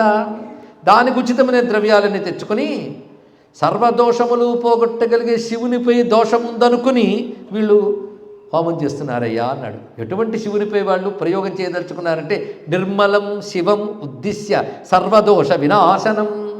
అందరి దోషాలు పోగొట్టగలిగే నిర్మలుడైన శుద్ధుని యందు దోషాన్ని వీళ్ళు భావించి అవిచారేణ ఎవడై ఉంటాడు, ఎందుకు వచ్చుంటాడు, కొంచెం సేపు ఆలోచిస్తే వాళ్ళ తపశక్తితో వాళ్ళే తెలుసుకోవాలి. కానీ వాళ్ళకు ఒక్కసారి వచ్చిన అహంకారం ఆలోచింపనివ్వలేదు. అందుకే అవిచారేణ, ఏ ఆలోచన లేకుండానే చక్రుహు అభిచారాన్ తపోధనా. అవిచారేణ అభిచార, విచారం లేకుండా అభిచార హోమం చేయడం మొదలుపెట్టారు. ఎలా చేస్తున్నారంటే ఆ మంత్ర ప్రయోగాలతో అగ్నిహోత్రం నుంచి చాలా సృష్టించవచ్చండి. అలాంటి తపస్సులు సామాన్యులు కాదు. నేటి కాలంలో కూడా కొంతమంది అక్కడ ఉంటారు. అవన్నీ నేను ఉదాహరణలు చెప్తే విస్తారం అయిపోతుంది. కథ మంచి పట్టు మీద ఉన్నప్పుడు పక్కకి వెళ్ళకూడదు. అందుకే కొన్ని మంత్రములు ప్రయోగించగానే అగ్నిహోత్రంలోంచి ఒక పెద్ద పులి బయటకు వచ్చింది. ఇక్కడ ప్రభువ అతివేగేన వ్యాఘ్రతస్మాత్ హవిర్భుజ జ్వాలాచక్రైరివోచ్చండై స్పృష్టో నేత్రై సముద్భట దళయంతమివోన్నాదే దిశ సర్వా మునీశ్వరా సహసా ప్రేషయామాసు ఈశే సర్వహరే శుభే. ఒక పెద్ద పులి సృష్టింపబడింది. అది ఎలా ఉన్నదంటే జ్వాలల్లోంచి వస్తూ అగ్నిజ్వాలలు ఎలాంటి కాంతిలో ఉన్నాయో అలాంటి కాంతితో ఉంది. వస్తూనే ఒక చక్రాకృతిగా తిరిగింది. అది తిరిగి శరీరాన్ని చాచి గర్జన చేస్తూ ఒక్క ఉదుటున శివుని మీదకి దూకింది. అంటే ఆ మాయా భిక్షుకుడి మీద దూకింది. వాళ్ళు అటు ప్రయోగించారు. ఆ దూకుతూ గర్జన చేస్తూ వెళుతుంది. ఇక్కడ వెంటనే శివుడు చిరునవ్వు నవ్వి అలా పట్టుకున్నాడు దాన్ని. ఇక్కడ పట్టుకుని వేలు కొనలతో పట్టుకుని అలా దులిపెట్టండి. అక్కడ దులిపి గోటి కొనతో గీరాడు దాన్ని. ఇక్కడ గోటి కొనతో గీరి మరొక దులిపాడు. దులపగానే దాని లోపల ఉన్న సర్వపదార్థములు బయటపడి చర్మం ఒక్కటే పైకి వచ్చింది. ఇక్కడ అదొక్కసారి బట్ట ఆరవేసినప్పుడు దులుపుతారే అలా దులిపి శరీరానికి చుట్టుకున్నాడు. ఇక్కడ అంటే వాళ్ళు ప్రయోగించిన పులి ఏమైందయ్యా అంటే శరీరానికి వస్త్రం అయిపోయింది. కరజాగ్రేణ తంహత్వా తరక్షుం సర్వభీతిదుం. కరజాగ్రేణ చేతికి వచ్చినటువంటి మొలిచినటువంటి వేళ్ళు గోళ్ళు వాటితో ఈ పని చేశాడు. దానితో వాడు చూసి ఇంకో ప్రయోగం చేయాలనుకున్నారు. తతశ్చ వన్యేరుద్భూతో భోగీ భూత నిషేవిత. వెంటనే వాళ్ళు చేసినటువంటి పెద్ద పని ఏమిటంటే ఒక మహాసర్పాన్ని సృష్టించారు. అందులోంచి ఒక్కొక్కటి 1 by 1 గుర్తుపెట్టుకోండి. ముందు పులి పని అయిపోయింది. ఇప్పుడు వచ్చింది ఏమిటి? మహాసర్పం. ఈ సర్పం ఎలా ఉన్నది అంటే చూడడానికి నల్లగా ఉంది, కానీ కళ్ళు మాత్రం ఎర్రగా మెరుపుల్లా మెరిసిపోతున్నాయి. నోటి నుంచి జ్వాలలు అగ్నిజ్వాలల్లో వస్తున్నాయి. విషాగ్నిని వెదజల్లుతూ భయంకరమైన సర్పం వచ్చింది. తమ పుంజసమో భీమో ముక్త దుస్సక ఫూత్కృతి. సర్పం బుసలు కొడుతూ వస్తూ ఉంటుంది కదా, అలాంటి ఫూత్కృతులు చేస్తూ దుర్వార విషదీప్తాగ్ని జ్వల నేత్ర ఫణామణి. పైన వాటికి అనేక పడగలు విప్పుకుంది, దానిపై మణులు ప్రకాశిస్తున్నాయి. అలాంటి మహాసర్పం వచ్చింది. వాళ్ళ వెంట ఋషులు వెళ్ళు అని శివునిపై దాన్ని ప్రయోగించారు. ఋషిభి ప్రేరిత శంభో వేగేన అభిముఖమ్యయో. అది శివుని వైపు బుసలు కొడుతూ వస్తుంటే శివుడు అలా చేత్తో పట్టుకుని చిరునవ్వు నవ్వి కంకణంగా చుట్టేసుకున్నాడు దాన్ని. ఇక్కడ సర్పాన్ని ఇక్కడ చూపిస్తున్నాడు. వాడిని చూడేమైంది? ఆ సర్పం ఒదిగిపోయింది కుయ్యో మర్రో అంటూ. దాన్ని కంకణం చేసుకున్నాడు. ఆగచ్చత్త మహావేగం అభిదీప్త ఫణామణిం అకరోత్ కంకణం దేవ కరే కళ్యాణ లక్షణే. అది జగత్ కళ్యాణకరమైనటువంటి కరమనందు అది కంకణముగా మారిపోయింది. అలా చేసుకుని నవ్వుతున్నాడు. చూసారా, మీరు ప్రయోగించిన పులి చర్మం అయిపోయి నాకు చుట్టుకుంది, ఇది కంకణం అయిపోయింది, ఇప్పుడు ఏం చేస్తానంటూ చూస్తున్నాడు. వాడు మహా కోపం వచ్చింది. కోపం వచ్చి ఆ తర్వాత చేసిన పని ఏమిటంటే స్వామివారిని గమనిస్తూ ఇప్పుడు ఏం చేయాలని ఆలోచిస్తుంటే అప్పుడు ఆయన ఇలా విదిలించట. వాళ్ళు కొంచెమైనా బుద్ధి వస్తుందేమో ఆలోచిస్తారేమోనని అలా విదిలించగానే జడ విడిందండి. ఆ జడ విడి గోరోజన వర్ణంతో, అంటే సంధ్యాకాలపు కాంతులు ఎలా ఉంటాయో అలాంటి జటాజోట విచ్చుకున్నాడు. విచ్చుకున్న తర్వాత అంతవరకు 2 చేతులు వాడు 4 చేతులు ఇచ్చాడు. అప్పటికైనా వాళ్ళు పోలుస్తారేమోనని. అంతేకాకుండా లలాటేచ దధౌ నేత్రం, అంతవరకు 3వ కన్ను కనిపించలేదు, 3వ కన్ను కూడా చూపించాడు. నీలకంఠం చూపించాడు. అంటే ఇప్పటికైనా పోల్చుకుని అహంకారం తగ్గుతుందేమో చూద్దాం అనుకున్నాడు ఆయన. వాళ్ళకి అహంకారం ఆక్రమించుకున్నాక దర్శనం సరిగ్గా జరక్క మరొక ప్రయోగం చేస్తున్నారు అగ్నిహోత్రంలో. ఆ అగ్ని జ్వాలల్లోంచి సమస్తమును తగలబెట్టగలిగే అగ్నిని సృష్టించారు వాళ్ళు ఇక్కడ. ఆ భయంకరమైన అగ్ని పైకి వస్తుంది. వస్తూ ఉంటే స్వామి చిరునవ్వు నవ్వి ముముచుర్వహ్నిం వేగాత్ తస్యోపరిక్రుధ సోపి వేగాత్ సమాయంతం జ్వాలాచక్ర సమన్వితం. ఆ జ్వాలలు వెజ్జల్లుతూ వస్తున్న అగ్నిని ఆయన చిరునవ్వు నవ్వుతూ ఎడం చేత్తో పట్టుకున్నాడు. ఇక్కడ గమనిస్తున్నారు కదా, ఈ చేతికి కంకణంగా సర్పం వచ్చేసింది. 4 చేతులు దాల్చాడు. 4 చేతుల్లో పై చేతులకు అగ్ని వచ్చేసింది. ఇంకా వీళ్ళు ఎప్పటికీ ఆగకుండా ఒక భయంకరమైన మళ్ళీ కొన్ని మంత్రాలు ప్రయోగించగానే అందులోంచి అంగారాభావలన్ నేత్ర జ్వల బభ్రుశిరోరుహం వామనాంగం మహావక్త్రం దీర్ఘదంష్ట్రం లసద్భుజం. ఒక భయంకరమైనటువంటి రాక్షసుడు, ఒక భూతం ఉద్భవించింది అగ్నిలోంచి. వాడు కూడా నిప్పు జ్వాలలు ఎగజిమ్ముతున్నటువంటి కళ్ళతో భయంకరమైన బలమైన ఆకారంతో ఉన్నాడు. వాడు శివుడిని మింగేద్దామని వస్తున్నాడు. ఇప్పుడు శివుడు ఒక్కసారి చూడగానే నేల మీద పడిపోయాడు. పడిపోయిన వాడి మీద పాదం పెట్టాడు పరమేశ్వరుడు. ఇప్పుడు చూస్తుంటే మీకు కింద పాదం కింద ఉన్నవాడు కనబడాలి. మొత్తం ఈ వేషం వేస్తున్నాడు ఇప్పుడు స్వర్గా. ఆ భూతం అది. ఆ భూతం మీద పాదం పెట్టి నిలబడ్డాడు. ఏమంటావు అన్నట్టు నిలబడ్డాడు అక్కడ. అరే, మేము ప్రయోగించిన పులి కాస్త చర్మం అయిపోయింది, సర్పం కాస్త కంకణం అయిపోయింది, అగ్ని కాస్త చేతిలో వస్తువు అయిపోయింది. ఇప్పుడు ఇది కాదు పాదం కింద కూర్చున్నాడు. స్టేజ్లాగా అయిపోయాడు వీడు ఇక్కడ. అంత విశాలమైన రాక్షసుడు స్టేజ్, దాని మీద పాదం పెట్టి నిలబడ్డాడు ఆయన. ఆ తర్వాత వీళ్ళు మళ్ళీ మంత్రప్రయోగం చేశారు. భయంకరమైన శబ్దాలు ఆ మంత్రం నుంచి వచ్చాయి. ఒక్కొక్కప్పుడు శబ్దం కూడా చంపేస్తుంది. అందుకని సౌండ్ స్పీకర్లు అవన్నీ పెట్టి చంపేస్తుంటారు చాలామంది. సరే, ఇలాంటిది కాదు, ప్రయోగించారు మంత్రప్రయోగ శబ్దాలు. అలాంటి శబ్దములు వేయగానే మంత్రాన్ తస్మై ప్రచిక్షిపు, ఆ శబ్దములు ప్రయోగించారు. ఇప్పుడు ఆ శబ్దములు అలా వస్తుంటే ఆయన చూస్తూ చూస్తూ ఆ శబ్దాలన్నీ అలా పట్టుకుంటే అవన్నీ మువ్వలైపోయాయి. వాటిని పట్టి చేతులను తీసుకెళ్ళి మువ్వల పట్టీలు అయిపోయాడు 2. వెంటనే కింద పాదాన్ని ఒకటి తొడుక్కున్నాడు, ఎడం పాదం పైకి ఎత్తి దానికి ఒకటి తొడుక్కుని చూపిస్తున్నాడు ఎలా ఉంది అక్కడ. అప్పుడు అది చూడగానే కొంచెం భయచకితులైతే అభయహస్తం చూపించాడు ఒక్కసారి ఇక్కడ. పైగా చేతులు డమరకం ఎలాగో తెచ్చుకొచ్చాడు, అది అలాగే ఉంది. కుడి చేతులు డమరకం పట్టుకున్నాడు, ఎడం చేత్తో అగ్నిని పట్టుకున్నాడు. చాచినటువంటి కింద చేతిలో అభయహస్తం, దానికేమో సర్పం చుట్టుకున్నాడు. ఈ హస్తాన్ని డోలా హస్తం చేశాడు. భూతంపై కుడి పాదం పెట్టాడు, ఎడం పాదం ఎత్తి పెట్టుకున్నాడు. నటరాజ సాక్షాత్కారమైంది అక్కడ ఉన్న వాళ్ళకి. ఇంకా నాట్యం చేయడం మొదలుపెట్టాడు ఆయన. ఆ నాట్య వేగానికి భూమి నిలబడలేదు. అప్పుడు ఆ నాట్యం ప్రారంభించగానే అక్కడున్న మహర్షులకి మోహం పోయి ఆశ్చర్యచక్తులే చూస్తున్నారు. పైగా నాట్యం ఇంకా ప్రారంభించబోతున్నాడు. ఆశ్చర్యచక్తులే చూస్తూ ఇంతవరకు రకరకాల అహంకారాలు ప్రకటించినటువంటి ఋషులందరూ 2 చేతులు దోజులించి నమస్కరిస్తూ ఉన్న సమయంలో విష్ణువుని చూశాడు. ఇంకా చాలులే, స్త్రీ రూపం తీసేయన్నాడు అక్కడ. అనగానే ఆయన వెంటనే తన రూపాన్ని మార్చేసుకుని మళ్ళీ విష్ణువుగా 4 చేతులతో వచ్చి మృదంగం పట్టుకు సిద్ధమైపోయాడు. ఎప్పుడు శివుడు నాట్యం చేసినా మృదంగం పట్టుకోవాల్సింది ఆయనే. నట్టువాంగం వచ్చేసింది, అప్పటికప్పుడు సెట్ అయిపోయింది మొత్తం. వచ్చిన వాళ్ళు ఎవరంటే వాగ్దేవి ధృతవల్లకి శతమఖో వేణుం దధత్ పద్మజస్తాలో నిద్రకరు రమా భగవతి గేయ ప్రయోగాన్విత విష్ణు సాంద్ర మృదంగవాదన పటు దేవా సమంతాత్ శివం సేవంతే తమను ప్రదోష సమయే శంభుం మృడానీపతిం వాగ్దేవి ధృతవల్లకి. సరస్వతిదేవి వీణ పట్టుకొచ్చేసింది సిద్ధంగా. శతమఖో వేణు, ఇంద్రుడు వేణువు పట్టు కూర్చున్నాడు. దధత్ పద్మజస్తాళ, బ్రహ్మదేవుడు తాళం వేయడానికి సిద్ధమైపోయాడు. గానం చేయడానికి సిద్ధమైపోయింది మహాలక్ష్మీదేవి. విష్ణు సాంద్ర మృదంగవాదన పటువు అని మృదంగం పట్టుకున్నాడు. ఎందుకంటే నాట్యంలో ప్రధానం జతి, దానికి మృదంగం ఆధారం. అది శివుడికి అంత ముఖ్యం. ఆయన ఇలాగ అందరూ సిద్ధపడిపోయారు. ఎక్కడెక్కడ దేవతలు వచ్చేసారు, మహర్షులు ఉన్నారు. వాళ్ళందరూ ఇటువంటి మహానుభావుడిగా మేము ఇంతవరకు అపచారం చేసామని చూస్తున్నారు. అప్పుడు ఆయన అందరూ ఉన్నారు కానీ ఒకరు లేరు, లేకపోతే నాట్యం చేయడు ఆయన.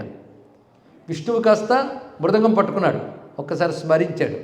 స్మరించగానే కైలాసం నుంచి వచ్చేసింది ఆవిడ పార్వతీదేవి. ఆవిడకి టాటా చెప్పి వచ్చారు ఇద్దరు, నువ్వు ఇక్కడే ఉండు, అవసరమైతే పిలుస్తాను, మేమిద్దరు ఇలా వెళతామని. అప్పుడు పార్వతీదేవితో అన్నట్టు విష్ణువు, ఎలా ఉంది నా వేషం అన్నట్టు. బాగున్నావు, అచ్చన్న అలాగే ఉన్నామని పంపించింది అప్పుడు ఆవిడ. ఇప్పుడు మళ్ళీ ఆయన పురుషుడు అయిపోయాడు. అందుకని అమ్మవారు తస్యాంగిరీంద్ర కన్యాయా మాగతాయాంతదంతికం. ఎప్పుడైతే పార్వతీదేవి వచ్చి పక్కన నిలబడిందో ఒక్కసారి దేవతలు పుష్పవృష్టి కురిపించారు. శివపార్వతులు భైరుపై కూడా నాట్యానికి సిద్ధమయ్యాడు. ఇంకా నాట్యం ప్రారంభించలైన ఆవిడ తలుచుకున్నాడు. ఆవిడ వచ్చి నిలబడింది. పుష్పవృష్టిం తతప్రీత్యా ససృజు త్రిదవౌక సహా తదద్భుతమహం త్యక్త్వా కాంతారూపం పునఃశివం స్వాభావికం వపుర్దివ్యం. తాను ఇంకా స్త్రీ రూపం అక్కర్లేదు, అసలు స్త్రీ వచ్చేసింది. అందుకని పురుషుడే ఎక్కడ నిలబడున్నాడు. తత పరమ కళ్యాణి శర్వాణి శంకరప్రియ యథా పూర్వమలంచక్రే పార్శ్వమస్య జగద్గురో. జగద్గురువైన శివుని వద్ద ఎప్పట్లాగే పార్శ్వమునందు నిలబడింది ఆ తల్లి జగన్మాత త్రిపుర సుందరి లలితా మహాదేవి గౌరీదేవి. సా దేవి జగతాం మాత ఫుల్ల పద్మ సమానన సాధు సాధ్వితి మాం దృష్ట్వా. ఇదంతా విష్ణువు చెప్తున్నాడండి, కదా మర్చిపోవద్దు. ఎక్కడ శయ్య మీద కూర్చుని ఆదిశేషుడితో ఆవిడొచ్చి నన్ను చూసి భలే తిరిగేవలే ఆడవేషంలో అని నన్ను ఒక్కసారి చూసి, ఈయన వేషం కూడా తక్కువ తిందా అనుకు చిరునవ్వు నవ్వి నిలబడగానే అప్పుడు స్వామి వైపు సైగ చేసింది. అంటే నాట్యం ప్రారంభించని. అఖర్వ సర్వ మంగళ కళా కదంబ మంజరి రసప్రవాహ మాధురి విజృంభణ మధువ్రతం స్మరాంతకం పురాంతకం భవాంతకం మఖాంతకం గజాంతకం ధకాంతకం తమంతకాంతకం భజే. నిలబడ్డావిడ ఎవరయ్యా? అఖర్వ సర్వమంగళ కళా కదంబ మంజరి, ఏ లోటు లేని సర్వమంగళ, సర్వ కళల పూల గుత్తి అమ్మవారు అన్నాడు తాండవ స్థితిలో. కళా కదంబ మంజరి, కళానిధి కావ్యకళా రసజ్ఞ రససేవతి, రసస్వరూపిణి, సర్వకళల పూల గుత్తిలా ఉందిట. పూలగుత్తి బాగా వికసిస్తే తుమ్మెద విజృంభిస్తుందండి. అది అమ్మవారు పూలగుత్తిలా ఉంటే ఈయన తుమ్మెదలా రెక్కల్లో అర్చుతూ నాట్యం చేయడం మొదలుపెట్టాడు పరమేశ్వరుడు. ఎంత అందమైన భావన తెచ్చాడు శివతాండవకర్త. అది అఖర్వ సర్వ మంగళ కళా కదంబ మంజరి రసప్రభాఘ మాధురి విజృంభణ మధువ్రతం. ఎవడయ్యేవాడు? స్మరాంతకం పురాంతకం భవాంతకం మఖాంతకం గజాంతకం ధకాంతకం తమంతకాంతకం భజే అంటున్నారు మొత్తం దేవతలందరూ కూడా. ఆ నాట్యం చూస్తూ మురిసిపోతున్నారు. పైగా నందీశ్వరుడికి సైగ చేశాడు, ఆయన పక్కకు వచ్చాడు నాట్యం చూడడానికి. మొత్తం సెట్ అయిపోయింది. ఇంకా నాట్యం అత్యద్భుతంగా సాగుతోంది. శివ శంకర దేవ ఇది వనంతో వినయాన్వితా. అంతవరకు ఉన్న ఋషులు ఋషిపత్నులు మోహం వదిలి ఆ పరమానంద తాండవాన్ని చూస్తూ, ఎందుకంటే అప్పుడు శివుడు వారికి జ్ఞానదృష్టిని దదవు, జ్ఞానదృష్టిని ఇచ్చాడు. ఆ జ్ఞానదృష్టి వల్ల ఆ తాండవాన్ని చూడగలిగారు వారు. జ్ఞానదృష్టి ఎందుకు ఇచ్చాడంటే వాళ్ళ అహంకారాలని శివుడికి ఇచ్చేసేట. ఇది రహస్యం. ఎక్కడుందండి? ఎక్కడిచ్చారంటే వాళ్ళ అహంకారమే పులి అయి పాము అయి అగ్ని అయి భూతమై ఇన్ని రూపాలుగా శివునికి అంకితమైపోయి అహంకారం బయటకు వచ్చి శివార్పణమైపోయింది. అహంకారం వదిలిన వారికి జ్ఞానమిచ్చి జ్ఞానానికి ఫలం ఆనందం అది తాండవ రూపంలో ఇస్తున్నాడు. ఇది రహస్యం. అందుకే బుసలు కొట్టి వచ్చే పాము, దుమికే వ్యాఘ్రము, భూతము, అగ్ని ఇవన్నీ ఏమిటయ్యా అంటే మనలో ఉన్న రకరకాల అహంకార ప్రవృత్తులు. అది గురువిచ్చిన విచారణారూపమైన అగ్నిని రగిల్చి తద్వారా అహంకారములను ఈశ్వరార్పణ చేస్తే మన అహంకారాన్ని అలంకారాలుగా చేసుకుని స్వామి జ్ఞానాన్ని ప్రదానం చేసి తన పరమానంద తత్వాన్ని ప్రకటిస్తాడు. అది ఈ కథలో దాగిన ఆంతర్యం. అలా నాట్యం చేశాడు. నేను పరవశించిపోయి మృదంగం మోగించాను. అంతా అయిన తర్వాత ఆపాలి కదా, ఆపాడు. ఆయన కైలాసానికి నేను వైకుంఠానికి వచ్చేసాం. ఆ ఆనందం అలా తలుచుకుంటూ బరువెక్కిపోయాను. అప్పుడు మీరు చూశారు అన్నాడు. అనగానే అది వింటూ వింటూ ఆనందపడిపోయాడు. ఎవరు? ఆదిశేషువు, లక్ష్మీదేవి.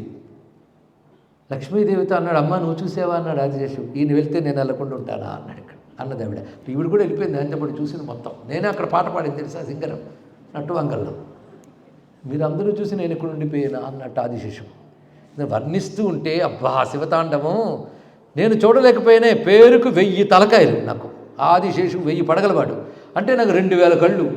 ఒక్క కన్ను కూడా ఆయన చూడడానికి పనికి రాలేకపోయింది అని 1000 మొత్తం 2000 కళ్ళ నుంచి కన్నీళ్ళు వచ్చాయి. ఇదిగో అలా నిన్ను ఊరించాలనే మొత్తం చెప్పానన్నాడు. ఎవరు? విష్ణు. సరేలే నీకు చూడ్సే అవకాశం ఇస్తున్నాను. నువ్వు వెళ్ళిపోతే నా కింద బెడ్ ఎవరు? అందుకే నీ అబ్బాయి ఉంటాడు కదా, అతన్ని ఇక్కడ అపాయింట్ చేసి నువ్వు వెళ్ళు. అయితే ఒకటి, వెళ్ళంటే చూసేలేవు సుమా. అది చూడాలంటే తపస్సు చేయాలి, సామాన్యం కాదు. తపస్సు కూడా సామాన్యం సరిపోదు. ఎంత తపస్సు చేయాలనేది ఆయన అనుగ్రహం మీకు తెలుస్తుంది. నేనేం చెప్పగలను? కానీ ఇక్కడి నుంచి తిన్నగా బయలుదేరి హిమవత్ పర్వత ప్రాంతంలో ఉన్న కైలాసానికి వెళ్ళి తపస్సు చేయి అని ఆదిశేషుడికి ఆజ్ఞాపించాడు పరమేశ్వరుడు. అప్పుడు ఏ దారుకావన తాండవం ఉందో దాన్ని విష్ణువు ఇక్కడ వర్ణిస్తూ ఉన్న ఈ సమయంలోనే అక్కడ వ్యాఘ్రపాదుడు తపస్సమాధిలో శివుడు అక్కడ చూపించాడు. రెండో ఏకకాలంలో జరిగే చూడండి ఎంత రమ్యమైన ప్రణాళిక. సరే మొత్తానికి ఇప్పుడు కథ ఎక్కడ దాకా వచ్చింది? ఆదిశేషుడు కైలాస పర్వతానికి వెళ్ళి తపస్సు చేశాడు. మరి ఆయన ఎలా చూశాడో చూడటం కోసం రేపు మనందరం సమావేశం అవుదాం. సర్వం శ్రీ సాంబ సదాశివ చరణారవిందార్పణమస్తు.